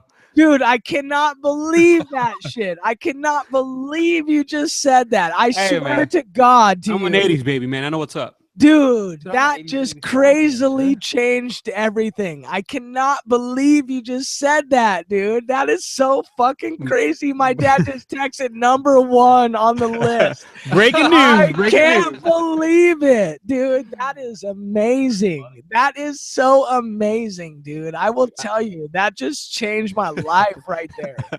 That was so great. Let me tell you a story, Jorel, that my dad told me this morning, okay? And this is going to be even crazier, Jorel. This is from my dad this morning, okay? Texted me. You ready? Talk to me. I had a really good buddy that worked for me back in my PSM days. Those were his old job, like as far back as I can remember. That was his old job. We used to party hard on the weekends when you were little. He's a super good dude with a good heart. He was a black guy, and his name was Jorel. He protected me when we were out partying, LOL. He was a junior. His dad name was Jorel also. I used to call him Son of Jorel, a reference to Superman. Can you believe that? That's Matt trippy. told me that earlier too, and That's I'm like, trippy, dude, man. that is insane. Dude, me and Jason, we talked about how, and we keep talking about how there's these little synchronicities about our life that just match up. Like the other day, I was calling Jason and he goes, dude, I was just about to call you. And I go, why? He goes, I'm driving right behind a Washington State plate Dude, on it's the road. craziest thing. It Huh. is so weird. Hmm. But that's just one. Like it happens. Dude, the over Jorel and thing over. is like super huge. Like there's no Like, fucking way. One time, and this just happened a few weeks ago. He tells me, he's like, look at like the top like 7 things trending in the world, and it was of a barista catching on fire, or she died from like a coffee machine blowing up, right? Yeah, her coffee stand blew up because her gas, it wasn't checked or something like that. Or So get this, right? So he tells me about this in that's the at my hometown. yeah, like- his hometown, right? So the very first person that I tell the story to was a leaser at an apartment complex that I service right over here. Very first person. And I tell her, I'm like, did you hear about that barista that died from the, her machine basically blowing up, in her face or whatever, and she ended up dying in Washington? And she's like, what? No, I never heard that. And she's like, where'd that happen at? And I was like, it happened in Everett, Washington. And she's like, that's where my parents live. And I'm like, dude, it's like just the little things, like the weirdest shit. It's so strange. Well, fuck, I get how to things start Vegas. connecting. Like I never would have thought of Washington. Like before I met this guy, I didn't talk about Washington. The only thing that I talked about Washington was with the Seattle Seahawks. But like other than that, like Washington was not on my radar like whatsoever. But as soon as I met this guy, like everything changed. Let's be honest. What he just said, that his father's good buddy was named Jorel, just like That's me, what and I'm he meets saying, somebody in dude. his time frame. That's Jorel. Jorel's not a John or a Peter. Dude, or it's not a fucking normal another name. person named That's what Jorel. I'm saying. dude. Seriously, Dude, there's so many people like I'll introduce Jorel to, and like they'll call him like what? Some other Gerald, name, fucking say, Gerald. "Oh, it's Jorel." Gerald, You know? Gerald. Yeah, it's like Jorel is not a common name whatsoever. So like that is just so wild to me. So who knows? Maybe your baby might meet a Jorel in her lifetime or his lifetime. Who knows? Dude, it's gonna happen. It's Like crazy. at this point, like, Or your daughter, right, like grows up and she marries a Jason or something. Like just some weird stuff could happen. Yeah. You know, you just never know like what happens in this life, but like it just seems like things like intertwine and like things happen for a reason, right? And I feel like we were supposed to meet. I feel like we were supposed to bump into each other at that, you know, at that convention. We were supposed to be stuck in line together. We were supposed to start this podcast, and we were supposed to do whatever it is that we're To going meet to do. Jorel. in We the were supposed to future. meet Jorel. That's what I'm saying. Hey. Like, dude, all this stuff. Hey, like, Matt, I'm telling you. drop that MASH song again. do, do, do, do, do, Dude, what's funny is that you say That's that. what I'm talking about. That you say that is that I watched this, you probably saw the article too. Then, like on Facebook, there was a picture, right, of a. It was just basically dirt, and it was from like up above, and then it had rocks, and it said goodbye, and like you know, it said like name the show, like if you know or whatever, like something like you know if you were you know. If you're like, you know, old or I can't remember exactly what it said, but something like name the show. And like at the final like credits of that show, MASH, like that's what they showed was from the helicopter leaving the base or whatever. And it said goodbye, like made out of rocks. Like, Yeah. I don't know if you guys remember that or not, but Hey, like, what it's about crazy. what about Magnum PI? What does Matt Cheney know about Magnum PI? We don't Yeah. fuck with Magnum PI, dog. Okay, so all right. So did you get your top 5 in? Everybody got yeah. that top 5. The Office was it. Yeah, that was number 5. I got right, some dude. more So- though. so I'm ready. I'm I going to got change them on directions. And I think this is what we should end on. Are you down with it? No, I got You time. want to keep going? Dude, I got many shit going Well, 'cause right you're here. talking about how you got to go to work tomorrow, but I'll keep No, going. I'm down. dude, I will fucking stay up all night if I have to All right, I right will now. too. All right, so let me get a topic in, and then we'll go back to your shit. Let's Cool? do it. Let's right. do Get it. it in. This is something that I hit up Matt about probably a day or so ago. I haven't told Jorel at all. So something that I've been thinking about after listening to a radio show. I listen to a radio show out here.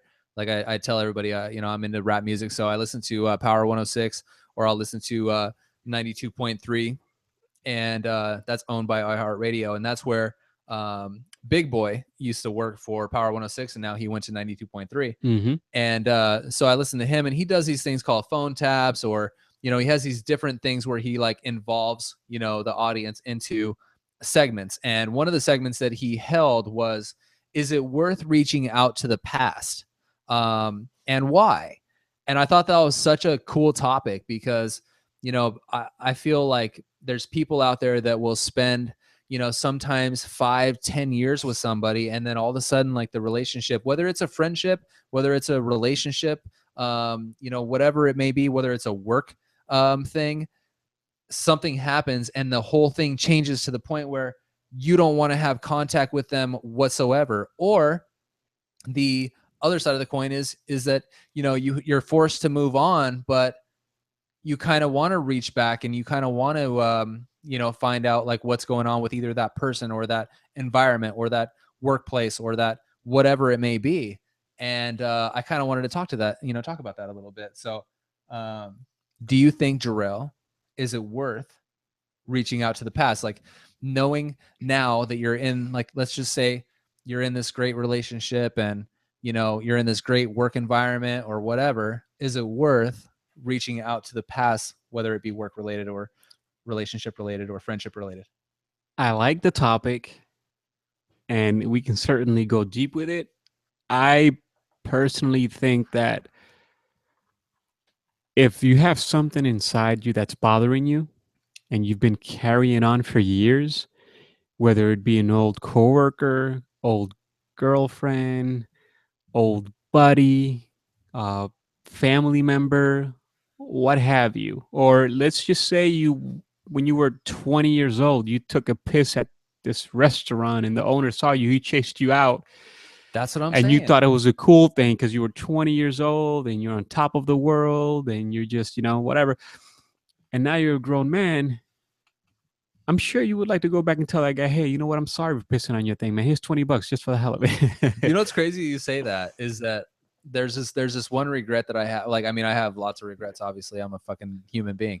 But there's this, you know, like you talk about that piss story, but I have the same exact thing where, you know, I'm in elementary school and I end up going to the bathroom and I was like in 4th grade.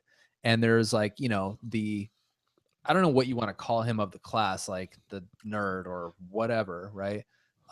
He goes That's into the rude, stall. Jason. I know, but I'm saying, like, that's what I'm saying. I don't know what you want to call him, like what you can call him or whatnot. And it wasn't that he was a nerd at all. It was just that that's what we thought he was because we were too stupid to even, communicate with the guy. And anyway, so here I am as a kid thinking like, I'm going to be so cool. And he's in the stall and I'm at the urinal. And I think it'll be cool because he's standing in the urinal and his shoe is hanging out underneath the urinal door, right? This isn't going anywhere good. Dude, it's bad, For bro. sure, And like, for so his sure. shoe's out, and I was like, you know what, dude? I'm gonna pee on his shoe. Now, dude, I'm in 4th grade.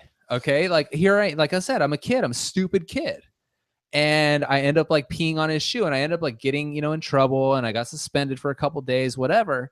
And I hated myself for that. Like, why I did it, I have no idea. But this is funny, but it's just it's stuff, it's little things like that, or it's big things like like I said, like a relationship or whatever, because I find it crazy that like we can spend so much of our time with someone and build a life or build something, like whether it's, like I said, work related or whatever, and all of a sudden like it's just gone, and there's like you can't speak about it, or if you do speak about it, you got to feel very like insecure about it. You can't like say everything about it. It's a very weird topic for a lot of people. Like I'll be honest, like my wife, like, she talks about like her exes and stuff. And she says that like, I won't have like really any communication with them. Once it's over, it's over. Like I'm over it. And it's like, I kind of sit back and think like, well, but like, what if what if like, you just want to like know what they're doing? Well, Or like this is my take on that, and that's a good point you brought up. I think if that person was like a high school sweetheart, and you guys grew apart. Hang on one sec, Jorel. Yeah, Matt didn't get to the topic because he went off and had to you had a break. had a break. Okay. So the topic, Matt, is reaching out to the past. Is it worth reaching out to the past? Whether it be a relationship or work related or a friendship or a regret from something that you did in your past, is it worth reaching out to the past to either make amends, to change it, to interact with it, anything, whatever Open it may up a be. new chapter in the Open up a new relationship. chapter with that past. Is it worth it, or should you just move on? That's basically where we're at. So, But hang on, before I let Jorel continue, besides MASH, the other two shows that my dad liked, the Andy Griffith Show and Hogan's Heroes. Huh. I've heard of the Andy Griffith, but not the Hogan's Heroes. See, just a different time, Bringing man. it back, yeah, bringing it back, school. Just a different time, and I thought that was great. What you said about MASH, cannot believe it. Thank you for sharing, Dad. I love you. Carry it on, Jorel. Carry onward, wayward son. No, carry on my wayward son. There'll be peace when you go ahead, Jorel. I are want to hear about your done. past. Let's go. All Let's do right. this. So, anywho, Carry it. Let's do going back to what he said about an old ex-girl, ex-man, whatever you call it. My take on it is, if it was an old high school sweetheart, you guys grew apart, you broke up, you kind of meet up 15 years later through Facebook, what have you, so be it. That'd be good to know. Like, hey, what you been up to all this time? But if it was like a relationship where there was nothing going on, it was just, you were bad to her, she was bad to you, you didn't learn nothing from that, then no. It's like, let it be in the past. There's no reason to dig that up. But if it was someone who changed your mind, changed your perspective on life, changed your soul, changed But the let's way just say it went 5 years or 6 years or 7 years. There's no way that amount of time didn't change anything about you, whether it was good or bad. I'll share right? something. Okay. I kind of have that I scenario happen to think me. everybody does. That's why I want to. Well, for me, when I first moved out here to California, one of my first girlfriends, she was 11 years older than me, bro. Okay. 11 years. Here I am, this 23-year-old with a 34-year-old. That's crazy. Yeah, and I Jorel's a wasn't G. ready for it, huh? He's a G. Yeah, he I went and beat them. got it. Damn. All right. I wasn't ready for it, but it was natural. It was good. It worked for me. And even though she was skeptical, she's like, "Shit, I'm what, a 23-year-old. I'm 34 years old. I'm She was trying to killing it. I'm trying to build a life." But it was too good for her too, so we went along with it. We were together for almost 5 years. But I wasn't ready for it because I was only 26 at that point, 27. She was like, "Hey, I want to have kids. Where you at?" So I was more in love than being realistic on the relationship and giving her a future. And because of that, I was clouded. So, long story short, she said, "I can't do this no more. We have to end this because I'm not getting nowhere with you. What I'm not we're not living together. After 4 years being together, we got no kids. There's nothing going. It's just we keep on circling in the same boat." So we left. We broke up. She went her way, I went my way, and years later, through a mutual friend, we kind of exchanged words, and I'm happy to know that she's well. She's married. She's I don't know. She doesn't have kids, but she's where she needs to be, and it was good to hear that because I had no grudges against her for breaking up with me. Obviously, in the beginning, it was hard, but the best thing that we have as human beings is time, man. Time is everything. Time Time heals heals all, everything. right? It hurts That's in what the I'm saying. beginning, Like, but after years, it just becomes a foregone conclusion. It don't yeah. even So matter no more. after a certain amount of time, reaching back or trying to anyways to for whatever reason, whether it's to just say hi, whether it's to find out how they're In doing. some cases, it would make sense. Yes, I personally would love to go back and fix some stuff and kind of heal these bridges that I burnt.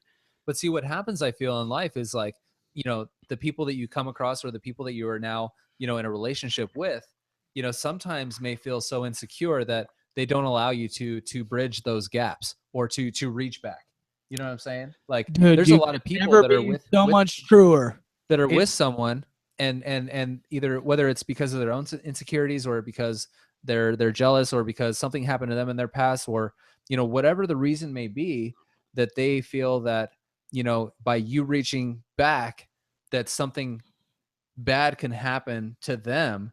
They don't allow you to do it, Yeah. and like Yeah. that's why I Well, say, that's like, fucking understandable. yeah, You I know? understand that, and I understand that completely, but like, should that be the end all? Should that be should it be like that? Here's the thing. Here's the thing. It shouldn't. But you also have to understand that some people heal differently. Some people just want to let go and be let Exactly. go, and when it's gone, they just never want to think about it again. It's gone. Exactly. It's in the past. Some people are a little bit more emotional. Some people want to hang on to it for years and years and years. And if they don't get that one message back saying, "You know what? I loved you once, but I don't love you anymore. I just want to say goodbye. I wish you all the best." If they don't ever get that, then they're torn up for years and Yeah. years. but And it's not more like that. Like, I Well, just, this is another take on it. Yeah, For yeah. instance, if you had a relationship where you got nothing out of that relationship and you were together for 5 years, leave that in the past. I just don't see a reason why you want to know but I think where but- she's but at the- or where but the he's thing at. is that I don't think that, like, you with somebody for 5 years, you get nothing out of them. I But think it's that I happened. think that what happens is that it's possible. towards He the is towards right. the I feel, this is just me now. I feel towards the end it just gets so bad that you feel like that person is just a very negative portion of your life. But I feel that in that period of time, whether it's 1, whether it's 2, whether it's 5, whether it's 10, whatever that time is, that there's change and there's growth and there's things that you learn. And, by being with that person changes you. And you might not think for the better, but in the long run, the person that you end up becoming has something to do with that past. Well, yes, I think Hold everyone on, that Denanet.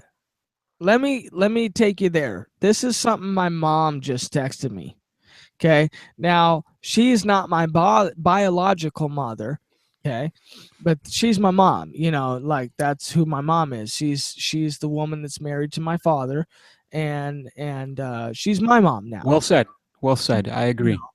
So a perfect example is of the time that me and your dad happened. I met him when I was 14. He was 16. We got married on our 20th anniversary of that day, which was 34 and 36, right? They Right. weren't together from that period on. You wouldn't exist if we hadn't gone our separate ways when we were kids. And that's true. I probably wouldn't be here if that happened, right? And after 20 years, they got back together, right? Because they knew each other when they were 14 and 16, Mm-hmm. And they loved each other then. But they went their separate ways. They lived each other's, different lives. And then 20 years later, and I can remember the time that, she came back into my life. It was when I was 16 or something like that. And my dad says, I've been seeing this lady that I saw when I was, your age. And I was like, who is this? You know what I mean? And then she ended up, being her now. And I know her now as, the lady that was before my mom, my real mom. And it's just, some people need that time apart, to grow as different people, and maybe at that time you guys just weren't meant for each other, but but let me ask you this, like, but were you always meant for each other? Well, that's what I'm saying. Were you always meant for each other, but just at that point in time, you weren't? Like it just I wasn't believe in click. that. I believe in that. I just believe also that sometimes it's just better leaving things in the past. And I mean, the thing is, we can't speak to, or we can't speak for someone who's been in domestic violence. Do you think a woman really wants to know after she's been beat up for 2 years or 3 years or 4 years that she wants to know what this man is up to 10, 15 years from now? I don't think so. But I could be wrong.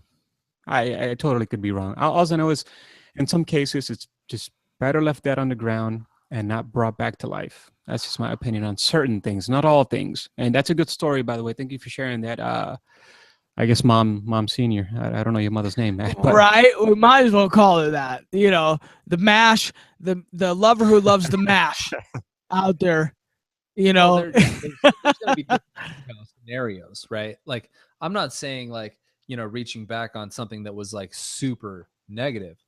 I'm just saying sometimes you grow apart because, like you just said, it wasn't necessarily a very bad, part in your guys', lives. It was more of a, I kind of want this, but you don't want this. You guys still loved each other or liked each other enough to, talk about it enough, right? But you guys ended up doing this, and is it worth, like, like you said, you ended up, being able to at least, like, find out that she's now married and, doing well, and that made you happy to see that, if it right? was a good situation, yes. Right.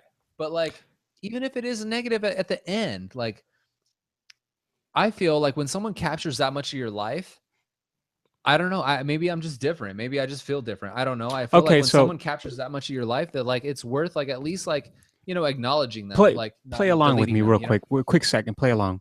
So let's say you're 23 years old, you're madly in love with this girl, you've been with her for 3 years. I mean, you see nothing but her. Then you find out she cheats on you, you break up, you're her for 3 years. It changes the way you look at life, Yeah, it's women, happened. everything. 15 years later, she happens to be at Ralph's, and you're like, whoa. And for a quick second, you go back, flashback to that moment where you felt that anger. And you both freeze because it's happened. You kind of just freeze. Everything just stops around Well, you. You yeah, just dude, feel I this agree. You cold freeze. chill. You And you just, for freeze. that split second, it feels like an hour you've been staring at each other.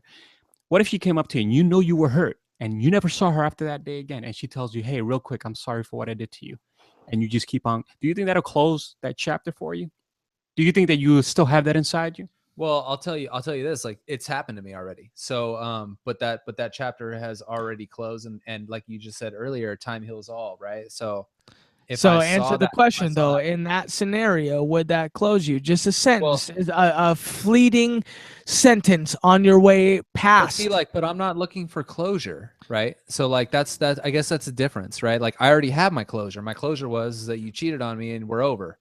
That's not what I'm getting at. My what I'm asking is it worth it to reach out for whatever reason it may be, for whether it's just, you know, just to keep contact because that person shared a portion of your life.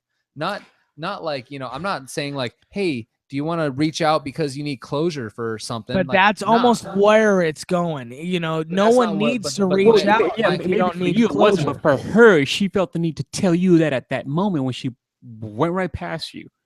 Would you even accept it? Would you just keep on going? Would you Yeah, stop? I'll Hey, just come be here. like, well, you know, dude, don't even worry. Like, it's not even an issue. Yeah, and but you just keep on walking. you No, just be feel like, how you that doing? Like, way. how's life?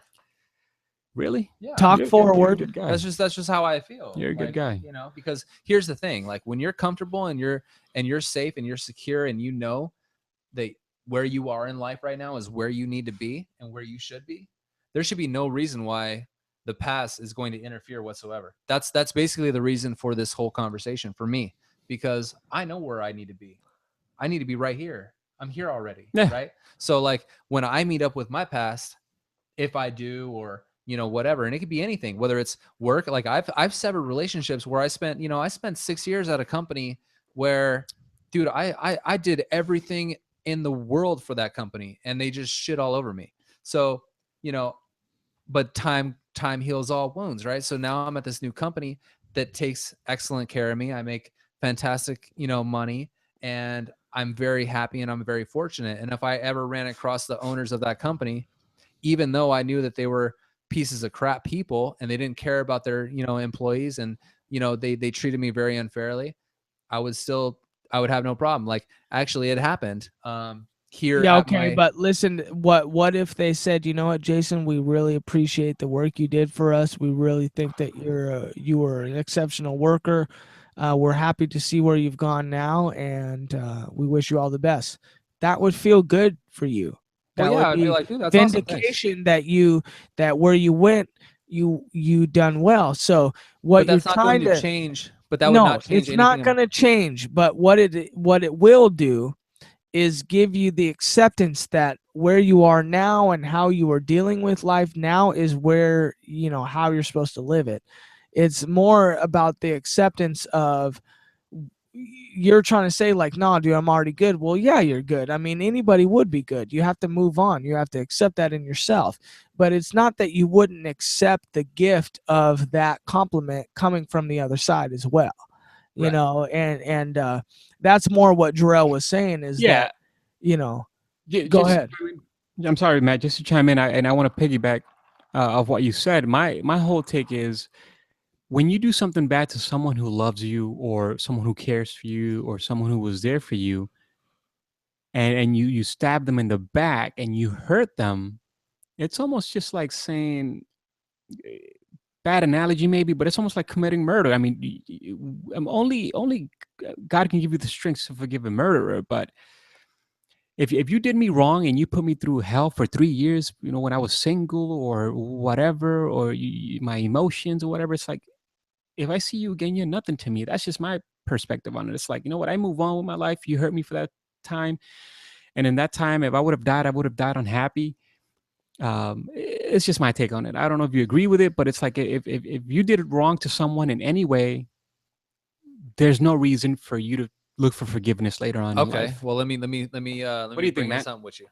Well, So- I haven't even answered the damn question. Let's right get now. to Matt, dude. Well, let's get to Matt right after this though. Go. So we're talking about, you know, if it was completely negative, right? But let's just say it's a family member.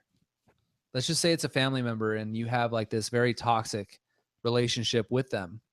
And you know, you tried, right? And you know that it's just not working the way that you want it to work, but that person is your family. That person is never going to not be your family. So, you know, are you saying because it's now negative and it's not doing anything positive for your life, that it's just not worth continuing or you know, continue or making that relationship, you know, either grow or acknowledging that relationship, it's just best to just cut it off?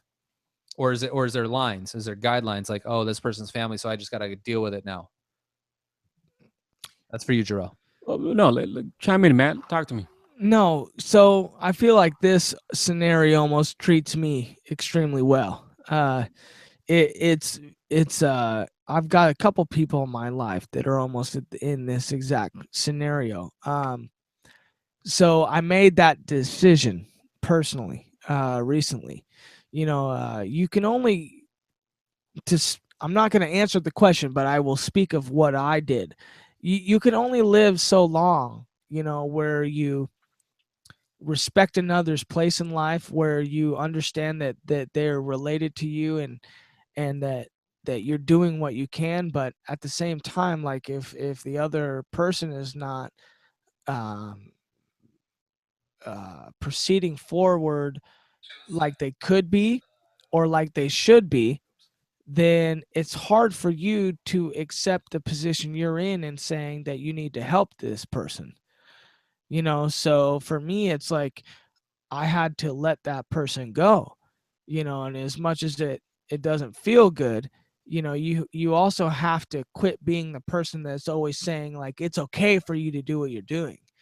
I And agree. in that sense of mind, that's hard. That's the harder decision than to like, let's say it's someone that's always asking for $1. Like if you give that person $1, then and they're always asking for $1, then they never turn 5 days of dollars into $5 and turn that $5 into 10. They're always asking for $1. They spent that dollar, or they need that dollar again because they've lost it. It's like at a point you have to cut that person off from the dollars and say, you need to turn the dollars I gave you into millions of dollars. You need to expand on that. And a person that's not willing to do that, is not a person that you can eventually just let suck you down, suck you dry. You got to be able to say, enough is enough at one point, and then you just become a harbinger of bad feelings and bad situations, and that's way worse on your heart, than anything else that you could imagine. you know and I'd rather give up on somebody in the hopes that they understand that I'm gonna turn them into something greater than give them you know a fourth of what I could really give them, and that turns into 3/16 bad the other way. And it's like I just can't do that anymore. So I chose to give up a little bit. You can only give so much, before you have to accept that another person's got the right to do something, and you can't just do it for them. you know That's right. I uh I believe that just because your family doesn't give you the privilege to just kind of do whatever you want. I mean, we learn and we forgive and we move on, but I mean, if a mom or a dad or a cousin or a brother or an auntie does you wrong, you just can't just act like it never happened. I mean, why would you want to keep negative people around you? I think different. I believe in building relationships no matter with who it is, and keeping the relationship and sharing the love and uh and just I guess respecting each other. And then when you lose that respect, why would you want to have that person around, regardless if that's your brother, cousin, uncle? I mean, if my grandfather treated me bad, I wouldn't want to be around him. And then what? 10 years go by, and hey, I'm sorry I treated you bad. No, because we all live in the moment, Jason. But what happens if We all live in the moment. because the thing is, like, and I tell people this like all the time, like I'm super real, dude. Like I'm like the realest cat like you'll probably run across, dude. I'll tell you my whole past, my whole shit. And so I'm running across the same thing right now with not only my dad but my grandfather too. But let's just say God forbid, okay, I'm not talking to my grandfather right now, but he passes away tragically, natural whatever.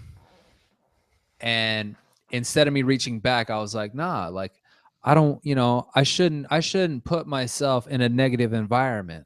That's not good for me, right? The way I look at it sometimes, now I'm not saying every time, I'm just saying sometimes I feel like that's a little selfish. Like, what the hell are you doing, dude? Like pick up the phone, call, be the bigger person and say, look, I love you. You're my grandfather. And how you doing?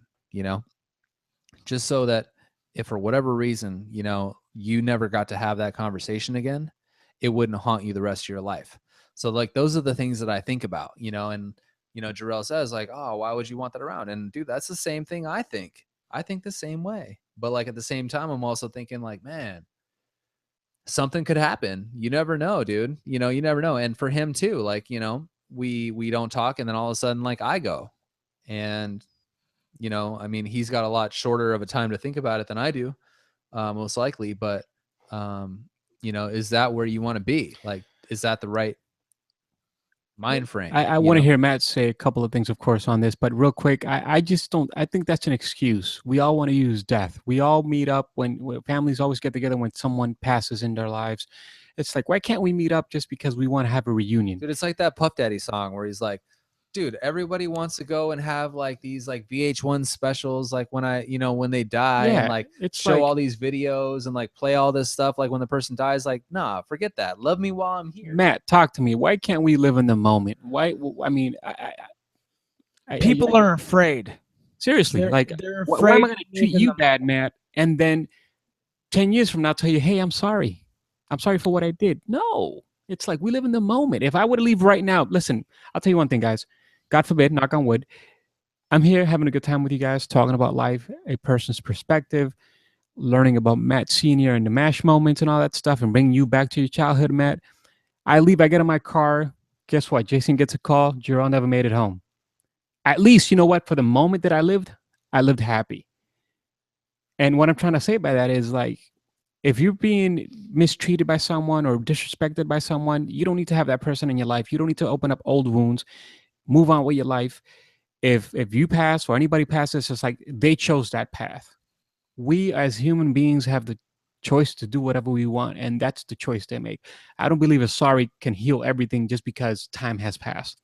I just don't believe that. I don't buy it. Talk to me, Matt. People are afraid to be the person they want to be at all times, and for whatever reason that may be. Because of that, people will react in opposite ways than how they're feeling, just because they don't want to react the way that they know their heart wants to react. And because of that reason, people always want 10 years later, 5 years later, to say different things, or to say what they really meant to say, or they're never real enough as a person inside, or real enough with themselves to be able to to tell their mom, their dad, or their ex-girlfriend, or the girlfriend they have now how they really feel. And that's just the world we live in today. And unfortunately, it is. What we can try to do today, now, or with me or with you, is to be the most realist person we can be. Whether that destroys relationships with people we have now, or creates new ones with people that we're going to have tomorrow. We need to be honest, and that's the thing. Before, we never used to be honest. We were always trying to play a game or a scenario, or, hey, how can I do this, to not be me? If people started to just say the things they feel, and tell the people who they care about they love them, or tell the people who they don't like, hey, or who they really are. Yeah, a lot of people aren't who they really are. I feel like I am who I really am, and that's why, quite honestly, not a whole ton of people like me.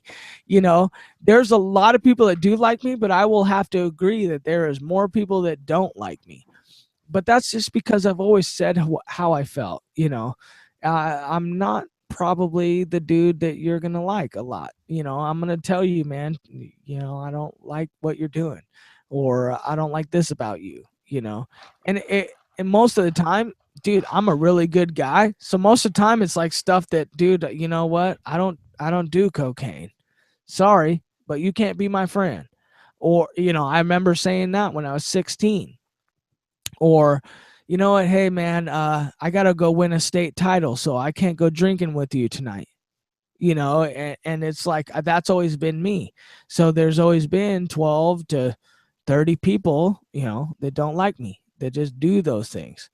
Yeah. That's just how I live my life, you know. Okay. And we just got to be honest. Um, if we could be honest in this world today, more people will like you for who you are. I can't help but think think to Walking Dead. You know, Rick Grimes, the leader of the show, is who he is. In certain scenarios where the group of Walking Dead gets to, dude, they don't appreciate, they don't like that. Rick has to change, but Rick is Rick. Right now, Rick is a leader. And when people start to understand that Rick's going to get you through troubled times, and shit like that, people finally start just taking him for who he is.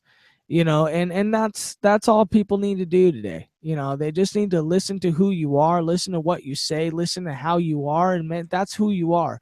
If you don't like me, dude, great. I don't need to shoot up a movie theater. you know I don't need to scream in your face that you don't like me. I don't need to raise my kid a certain way because I don't like you.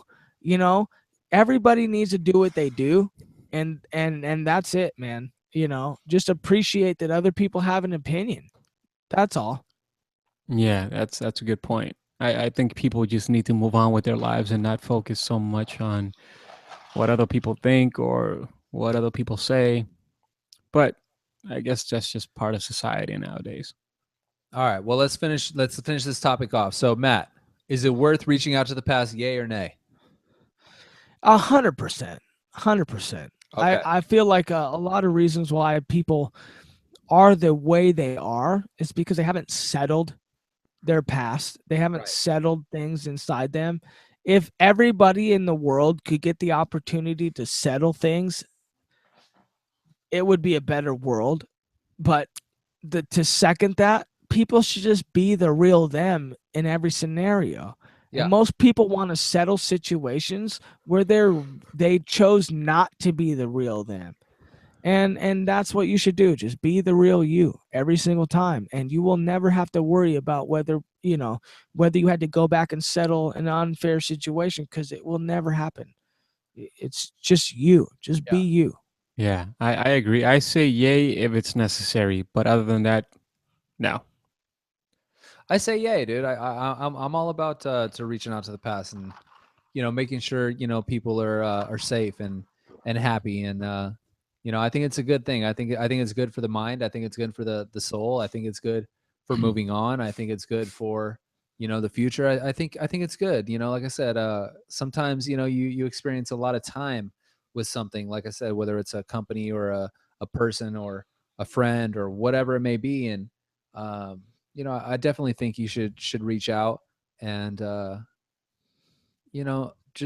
just extend a hand, like, hello, like, how are you? How's everything? Like, everything's good with me. So, I hope everything's good with you. And if it's not, then, I feel like, even to help someone, from the past, like, is pretty cool. Like, I'm just, you know, I guess when you get to a certain point in your life, like, I feel like right now, I'm in a pretty positive place. I feel like I can do things for others. I feel like I've done a lot for myself. I feel like if someone needs help, I can help them. I feel good in life. So at this stage in my life right now, and things can change at any moment, as we all know.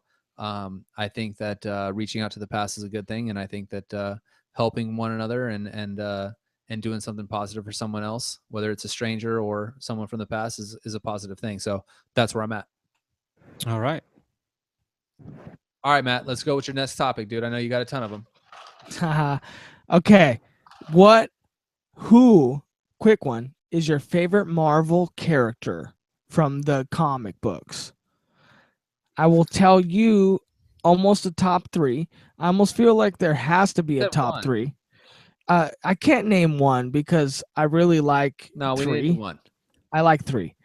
Damn. Iron Man is mine, but I will say that it is the Robert Downey Jr. Iron Man.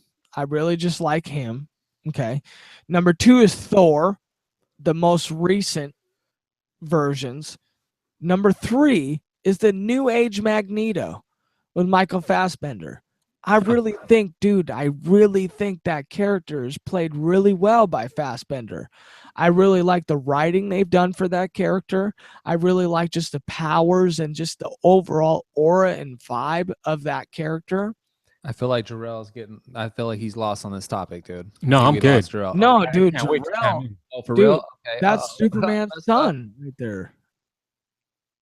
Or Superman's dad. Superman's dad. You can't do it. Jarrell's waiting for That's this true. topic. Damn. Hit me, Jarrell. No, wait a minute. You said 3. You only told me 2, right? No, I said 3. Iron Man, Thor, Man. New Age Magneto. It was just Okay. Marvel character. So wait a minute. DC maybe. You Wait, brought up the actors though. Are we talking about Marvel characters like in the Just comic characters. book? Magneto, Iron Man, and Thor. Okay. I want to say Marvel. I will go with I like Hulk. Hulk is a good one. I think that the angrier you get, the stronger you get. You can't beat that. And being a normal man and turning into this just beast, that's just beast mode. I like Mystic from X-Men being able to, Mystique. I'm sorry, Mystique. Being able to become anyone in the world. That's gangster, man. Think about it. I could be Jason right now if I was Mystique. There'd be 2 Jasons here. I walk out the door, I'm President Obama. I mean, come on now. Who wouldn't want to be that? And then the other one would probably be I want to say Spider-Man, but Wolverine, bro. This guy heals himself, man. He can't be killed. Who wouldn't want to be Wolverine, right? I mean, I guess. Shit. It's all, dude. You're the one answering the question. Talk to bro. me. Talk to me. Man. Talk to me, Jason. What do you? Dude, I mean, I'm feeling Spawn, bro. What you know about Spawn and Venom, dude? Those are my 2 favorite. You hear that, Matt? Put your headphones on. I don't know if Spawn is Spawn is Spawn, Image. huh? Spawn is Image, an Image character. Venom is not. Well, Venom. That's Marvel. Venom Venom is Marvel. is Marvel. But Spawn's not. Venom. Spawn is not. For real? Yeah. All right, I'll go Venom then. I feel like you like Venom, but like secretly Venom and Spawn are kind of the same. So That's you what I'm fuck with saying, Spawn dog. and shit. That's what I I'm remember, saying. dude, Spawn back in the day. Dude, I had Spawn action figures like all day, dude. I was just wrecking GI Joes and fucking all kinds of shit, dog, with my Spawn character, dude. It was my shit. But All right, Venom- Spawn, Venom. What else you got? I mean, you want a third? He's like, If I have to go a third, only because I love Robert Downey Jr., dude, I got to go Iron Man, bro. So see, There you Iron have Man Man's is a shit. legit. yeah, Iron Man's a shit, bro. It's like you can't really. Huh? That's what I'm saying, dude. And, like, the cars that fool has, dude, the R8 and the fucking Acura, shit. Like he's killing it, dude. So, I look at myself very much like Tony Stark. So Okay. gotta Fuck. go fucking Iron Man. Dog. All right. What else you got, Matt? Talk to me. All right. I got here. I want to do favorite actor, favorite actresses. For me, favorite actor, hands down, Leo DiCaprio. I think that was my just all the way around. Like there's nobody better than Leo for me on actor. And I'm talking about more like overall just body of work. Robert Downey Jr. was on my list. Sherlock Holmes, a bunch of shit that he's always done. Will Ferrell, really like Will Ferrell's comedies. Okay. Johnny Depp, always like Johnny Depp Dude, movies. Johnny Depp's hard, bro. He's sick. Some of his shit is weird. His new movie that's got coming out looks fucking epic, dude. Which I'm all one? about The it. new Pirates movie or? No, it's not Pirates, dude. It's not even anything that like Johnny usually has anything to do with, dude. It's like super different. Hang on, I'll look it up while you keep going. Go ahead. Go ahead, man. Okay. Kevin Spacey. Fucking Dude, he hasn't love done Kevin anything Spacey. lately. Oh, he's Huh? doing House of Cards. I know, man. but I mean, That's House like- of Cards, bro. Yeah, no, One of the I know. Relax, damn. greatest I'm just fucking saying, movie wise, he hasn't Hey, done nothing. Jason has never fucking seen House of Cards, so he doesn't even fuck with Kevin So you need to Spacey. give it a Dude, chance. did you see Black Mass with Have you seen House of Cards? No. That's right. That's the fucking greatest. Give it a chance, man. Dude, that TV show is time, dude. Fuck, I got other shit going on in my fucking no life. House of Cards. Okay. Then I got Paul Rudd. Really like what he's doing. Paul Rudd. Okay. Steve Carell. Really like Steve Carell. Okay. Ryan Gosling. The Notebook. Okay. Wait a minute, man. You're getting carried away. I got like 10 actors. I thought it was like favorite Okay, actors. hold on. And then Jake Gyllenhaal. I feel I like just Matt started has all these naming topics dudes. already dialed in, and then he just throws it to us like we're just supposed to fucking. Dude, have I some threw crazy it to shit going you. on in I our just brains. throw that was my actors, dog. I Okay, just let me put those are Let me put it this way, Matt. If you are about to get on a plane for 16 hours and you can take 3 actors and their movies, yeah, you fuck with me right now. name God. 3 of them, dog. Talk to me. No, get I just serious. named 7 or 8 of them. Well, yeah. All right. Well, you're about to go on a plane for 16 hours. You got to kill 16 hours of movie time. You could only choose 3 actors to watch their movies. Who are they? Okay, that almost ties into my next shit. Favorite movies, which Kevin Spacey was actually in the first 2 that I was gonna say. So I would have to almost put Kevin Spacey at almost near the top. Leo DiCaprio, number 2. Okay. Okay. 100% Leo. Okay. Doesn't matter what movie Leo's in. I'll watch There that you shit. go. So there you go. That's one DVD you're boarding on the plane. A Leo movie. A Leo movie. K-Pax. Okay. Is movie 2 with Kevin So Spacey. Kevin Spacey, actor number Okay. 2. And then these are my last 3 movies. 7 with Brad Pitt, Morgan Freeman. Okay. And Kevin Spacey. District 9. I don't know if you've ever seen that movie. Yeah. I have. Low budget sci-fi, super good movie. And 2001 A Space Odyssey. All You right. ever fuck with that, dude? Nah. Dude. 2001 A Space Odyssey is one of the great movies. I might have to look into it. All right, go Jorel. Hit me with top 3 movies. Top 3 actors. Actors, yeah. If I'm gonna get on a plane for 16 hours nonstop, I need movies to kill or to watch and kill time. Denzel Washington, Dude, Yep. that's Jack- one of mine yep. right there. Jack Nicholson, Damn, that's the second one of mine, cuz. and Eddie Murphy all day, every day. Wow. That's those 3 actors right there do it for me. I can watch any of their movies. I was gonna throw Tom Hanks in there, but I need some comedy, so Eddie Murphy does it. Dude, Wilson, dog. You just ride around with Wilson in your Will fucking Smith, though. backpack? No Will Smith? Nah, You ain't no about Will nah. Smith? All It's right. it's Denzel, Jack Nicholson, and Eddie Murphy. Dude, I think Will Smith's a pretty good actor, bro. I was watching a clip from the end of The Pursuit of Happiness, where We have you just seen that talked movie? about that while you were in the fucking bathroom. Well, fuck, I wasn't here. Can I at least express Go my ahead. view on Pursuit of Happiness? Go Goddamn. ahead. Go ahead, dude. But I'm just saying, so like at the end of the movie, he ends up getting the job, and like that was his happiness. Like that, something so little as far as getting a position where he was a part-time employee was like his happiness. Like that shit's super dope. But watching him play that character, like that guy makes me feel shit. He makes me feel stuff like even on Fresh Prince of Bel-Air, there's a scene where, he talked about his real father and how his real father just didn't want to be a part of his life. Dude, made me fucking cry. You know Dude, what I mean? make Like, you catch the that guy- feels.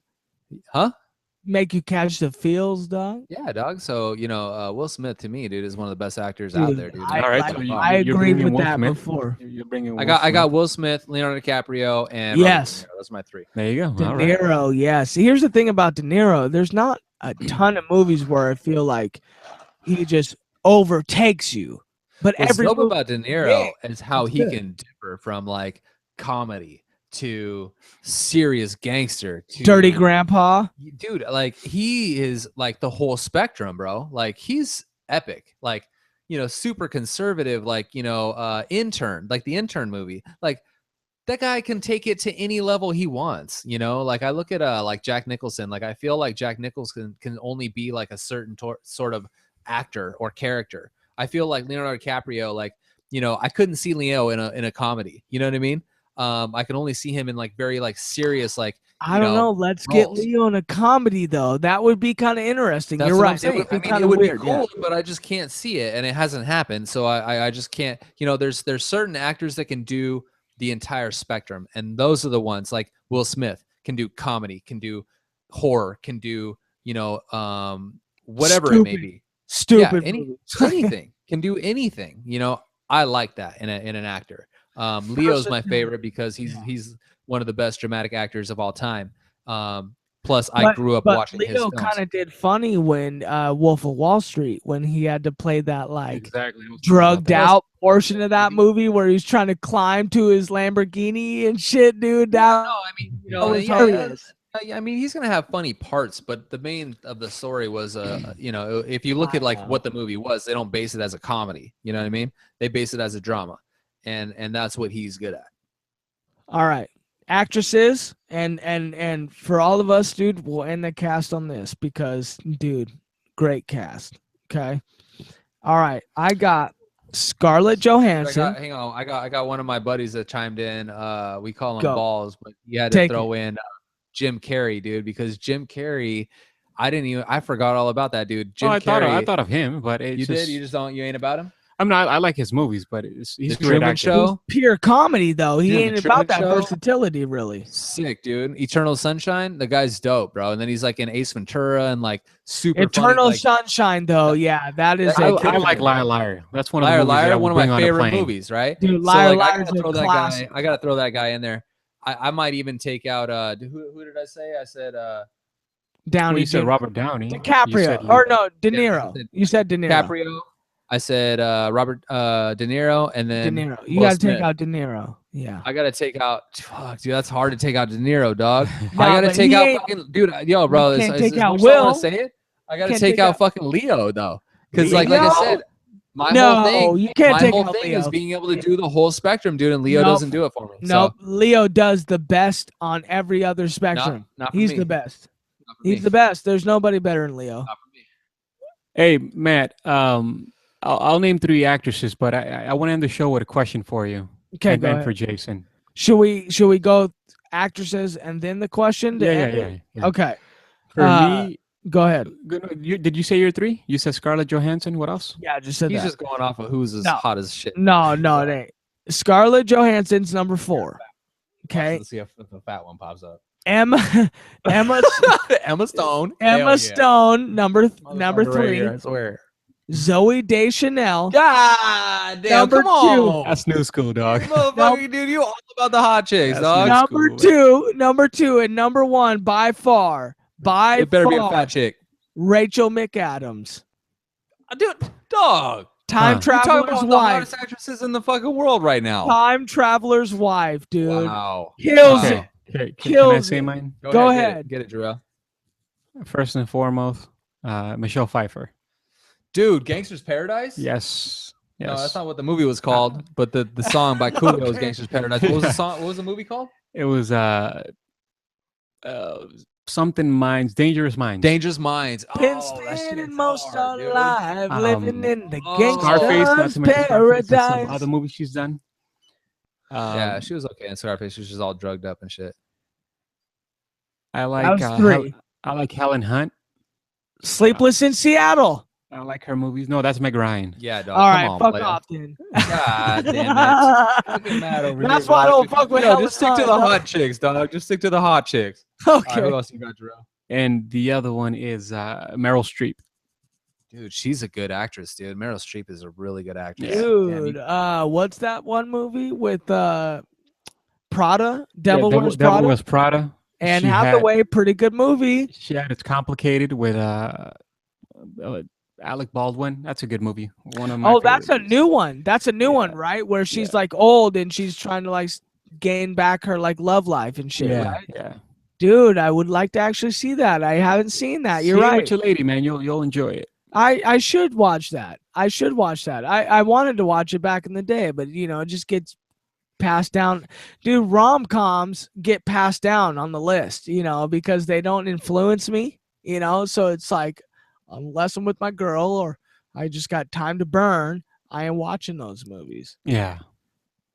I hear Dude, you, and there's so many actors. I mean, with movies to choose your favorite top three, it's hard for anyone. It's great. Oh, it's great. it is well, look, recent top 3, Interstellar, Gravity, like just 2 of those recent movies, Prometheus, Because Jodie Foster's a hell of an actor, bro. Contact. Yeah, I'm saying. Dude, old It's- school, Aliens movie, to bring it back. Contact is one of the greatest movies ever made. I think so too. It's a great movie, but it's not going to be on my top 3 just because there's, better performances acting wise. But dude, Contact just had to take it there for me. There was just a lot that went on about that movie that took it there for me. Yeah, I like where they took it. The theory of the contact. I like that. Contact is old too. I mean, it's like one of the first movies about it, and it's so good. Take me there, Jason.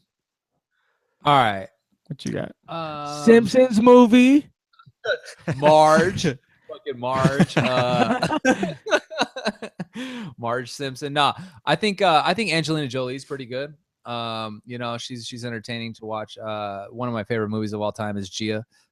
That's in my top 10. That was a dope Because movie. she got topless in that movie. She got topless a couple times in that movie. You just remember that and shit. I did remember that. But so Julia Roberts, and I had to Google like some of these because you put me on the spot. But Julia Roberts is a great actress. I think she's fantastic. Aaron Brockovich. Aaron Brockovich is an awesome Dude, movie. so good. The reason So why dope, I right? remember that I was in Vegas when we were together and it was on the TV. I had to sit and watch it. It's one of those movies where it's on. Dude, I ended up watching it for an hour. It's like, Nice. dude, you cannot turn it off. It's such a good movie. Yeah, super, super good. And so my third is probably Jennifer Aniston. That she's way dope, dude. Like, especially like I told you, like as far as like bringing all spectrums, dude. She could be in a drama, she could be in a comedy, she could be in an action, she can be in all that stuff, and she seems like a great human being. And so, she's cute too. and She's really she's cute. super cute. She's super cute. So what movie though? dude, bro, that last movie that what's that last comedy that she was in? Horrible Bosses. Bosses. What was it? Horrible Horrible Bosses. Bosses. Yeah. Dude, bro. 1 and dang. 2. Dude, bro. Well, in the first one, dog, she's killing it, dude. Oh my god. She is funny. She's a Jennifer sex Aniston, addict, dude. like dentist. Dude, the dentist, dude, and she pulls her fucking shit off. I mean, and she's in her lingerie. I'm like, Dude, okay, hold on. I almost got a is- fucking honorable mention. Jamie Foxx as Motherfucker Jones in that movie. Motherfucker Jones. Motherfucker Jones, dog. He's sitting there sipping his drink. He's like, "Oh yeah, you want to kill people? Okay, $5,000." Like, yeah, man, it's so nice to meet someone who's maybe done these. He goes, "Oh, I ain't never done this." And he goes, "What the fuck you mean, Motherfucker Jones?" And he's like, "Oh, I never do this, but like, I know how you could do it." Dude, since we're talking about movies real quick though, Kevin have Hart. you guys ever seen the movie Jackie Brown? Yeah. Yeah, I've heard of it. I haven't seen Pam it. Grier? Oh my dude, Pam Grier is the bomb, dude. Samuel L. Jackson's in that movie. Dude, one of the best movies, bro. The number one, like the best soundtrack. Like, I bet you your dad seen Jackie Brown and heard the soundtrack and was like, dude, this shit, dude, it is like the dopest music. Like for me anyway, it's 70s and early 80s, but dude, it is the shit. The movie is fantastic. I haven't seen it in a long time. It's a Quentin Tarantino movie. Jackie Brown. If you haven't seen it, watch it. If you have, you know what I'm talking about. But yeah, dude, that's Dude, that's for definitely in the me, top like five. best soundtrack, Best was soundtrack, bro. It's killing it. Hustle and Flow. Just No, like- bro. Nah. Why we all new school and shit with it, dog? Dog, I'm young, dude. I don't watch the fucking movies killing you me with dudes are your fucking watching new and school shit. Dude, I ain't watching the fucking- Mancini's gonna have to give him a history Everything's lesson, got, man. dude, hustle and Oh, Son of a bitch. dude. Oh, damn. My dad loved Jackie Brown and See? shit. Told Oh, you. fuck. Dude, sick All with it, right, dude. It's like one of the Jorel, best let's- movies. Jarrell, let's end the cast. What, All right, what question you so got? the questions. I got two. I'm sorry, I got two. Okay. The questions are: one, what did you learn? What did you learn in today's podcast? Oh, I thought we were waiting for 2. Okay. Well, yeah, that's the first one. Okay. What did I learn? Me personally. Man, that's kind of crazy. There's In this podcast? In this podcast. Like there's a lot. APP or this No, this particular podcast, this live podcast on Saturday evening. What did you learn today? What's one thing did you learn today? You know, I can't help but continue to kind of dwell on that multiple God theory about how if I've never thought about it like that. To believe that we believe in our God, and let's say we were, like the Bible says, made in God's image. Not that I believe in that, but imagine if our God doesn't control the universe that another being lives in, and to think that another God could create the world in a different way. That's a very cool way to just think about it. uh, it's not that I learned anything from that necessarily, other than to look at it in a different perspective, APP. But to think about it like that, I've never thought about it like that. Very cool. So Very yeah, cool. something you learned. I mean, it's not like you learned it, but it's something that No, that's very cool. I'm all about thinking in alternate and realities. and it could be true because there's so many galaxies out there, and you just never know if there's just one more than one God. What about you, Jason? What I learned in this podcast is that The dudes that- in Brokeback Mountain can kiss. Yeah. no, is that anything is possible. You open yourself up a little bit, and I know we talked earlier about how today's day we're so involved in our phones and our tablets and our computers and all these things, but as you see this podcast going on right now, and as you're listening, I met the guy on the other end, which is in Washington, in Las Vegas, because I opened up, and because he opened up, and because we interacted. I met the guy to my right here, because not only do I work for the place that he works for, but I opened up and he opened up, and now he's here, and we're able to create this, to me, like this great platform. But what I learned is, open up a little bit. You never know who you're going to meet. You never know how your life is going to change. And to me, like, my life changed for the best, and I'm super thankful, and I'm super stoked about it. And we were talking about earlier, like, everything happens for a reason, and I feel like this happened for a reason. But open up. You never know what's going to happen. And look at us. Yeah, I was gonna go that route. I learned that the more you interact with people on a personal level, the more you find out you have in common with them. I only know Matt by the screen, and I only know his father by what he says. So to know that he's a Three's Company fan just like me, I mean, I could see this guy in the street, he wouldn't even acknowledge me, but you see what I'm saying? Where I'm trying to get at? we can all Dude, relate. you That's guys what- wouldn't even talk. Never would talk in your whole entire lifetime. Exactly. And that's what I'm saying. The more you put yourself out there to interact with someone, the more you have in common. That's what I learned. And the last question is, to close off with this. Matt, Damn, do you Jorel's think closing our cast, Matt, dog. do you That's think Dude, right. I life love it. I love it Matt, so do you much. think life is a game for both of you? A A game? game? Yeah. A game. Win or lose? Yeah. Do you think No. Man, life is a 'cause that's like that. That's like, go ahead, Jason, take it. No, I don't think it's a game. When you look at it like winning or losing, like, who's the puppet master then, you got to look at that. Like, if it's a game, then there's got to be a ruler of some sort. There's got to be somebody that's calling the shots, saying who won, who lost, and who's that person, and who determines, or what is it that he determines is a win or a loss You in do. my book. That's the question. You do. So it's whether you think you're a winner. So who the hell thinks that they're a loser? No, who thinks they're playing their own game? So you're always a winner, or you're either a loser. You I determine feel you're like a I'm winner or a always loser. winning, dude. So you're Um, you're There the you go. So coach of your own game. answer to the game is life a game, and you're saying yes, and you feel like And you're you're winning. winning. yeah, I guess. Yeah. Then I guess I'm winning the game.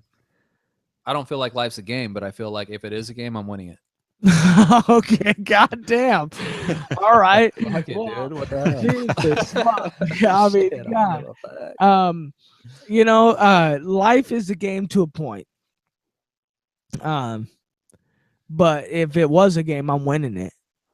Oh, God, come on, yeah, dog. I Why can't y'all say everyone that. picking on my fuck. shit? What the fuck? Damn it. Okay. Oh, damn. No, life's definitely not a game. I mean, but I feel like people play it like a game. People are willing to not put the real them on the line and would rather put the fake them on the line. Would rather come out and say the shit that they don't really mean instead of the shit that they really mean, and that's fake. So life, yeah, is a game, and we all play it. Some play it better than others. You know, I play the game. I feel like I play it pretty well, but that's because I play it how it's meant to be played. But you know what? In the end, I keep the pocket aces in the hole close to the vest, and I'll play my aces when I need to play my aces when I need to win the game. For right now, I don't need to win the game. I feel like I'm playing it and I'm cool playing it. And that's why it's called a person's perspective. Drop the mic. Dude, Damn. hold on. What? God damn it. Matt, you dropping the mic? Drop that thing. Drop mic. Hold on, ready? I didn't hear anything. Well, Still 'cause didn't it's hear it. tied. It's tied. It's tied on the thing right here. Hey, Matt, Dangles and shit. Matt, What up, dog? you down with APP? Yeah, you know me. Hold on, Jorel. Hey, thanks You for down having me, with guys. APP, dog? Another great show. Another Thank great you, night. dude. Ask Hey, him let's again, say ask him thank again, you. ask him Hold again. on. One more time. Thank you, everybody, for listening. I feel like this was a great cast. It was awesome. Dude, thank you guys on the other end. But for real, Jorel, you down What with APP? Yeah, you know me. All Saw, day. dude. Saw, dude. Saw. Dude. Saw, dude.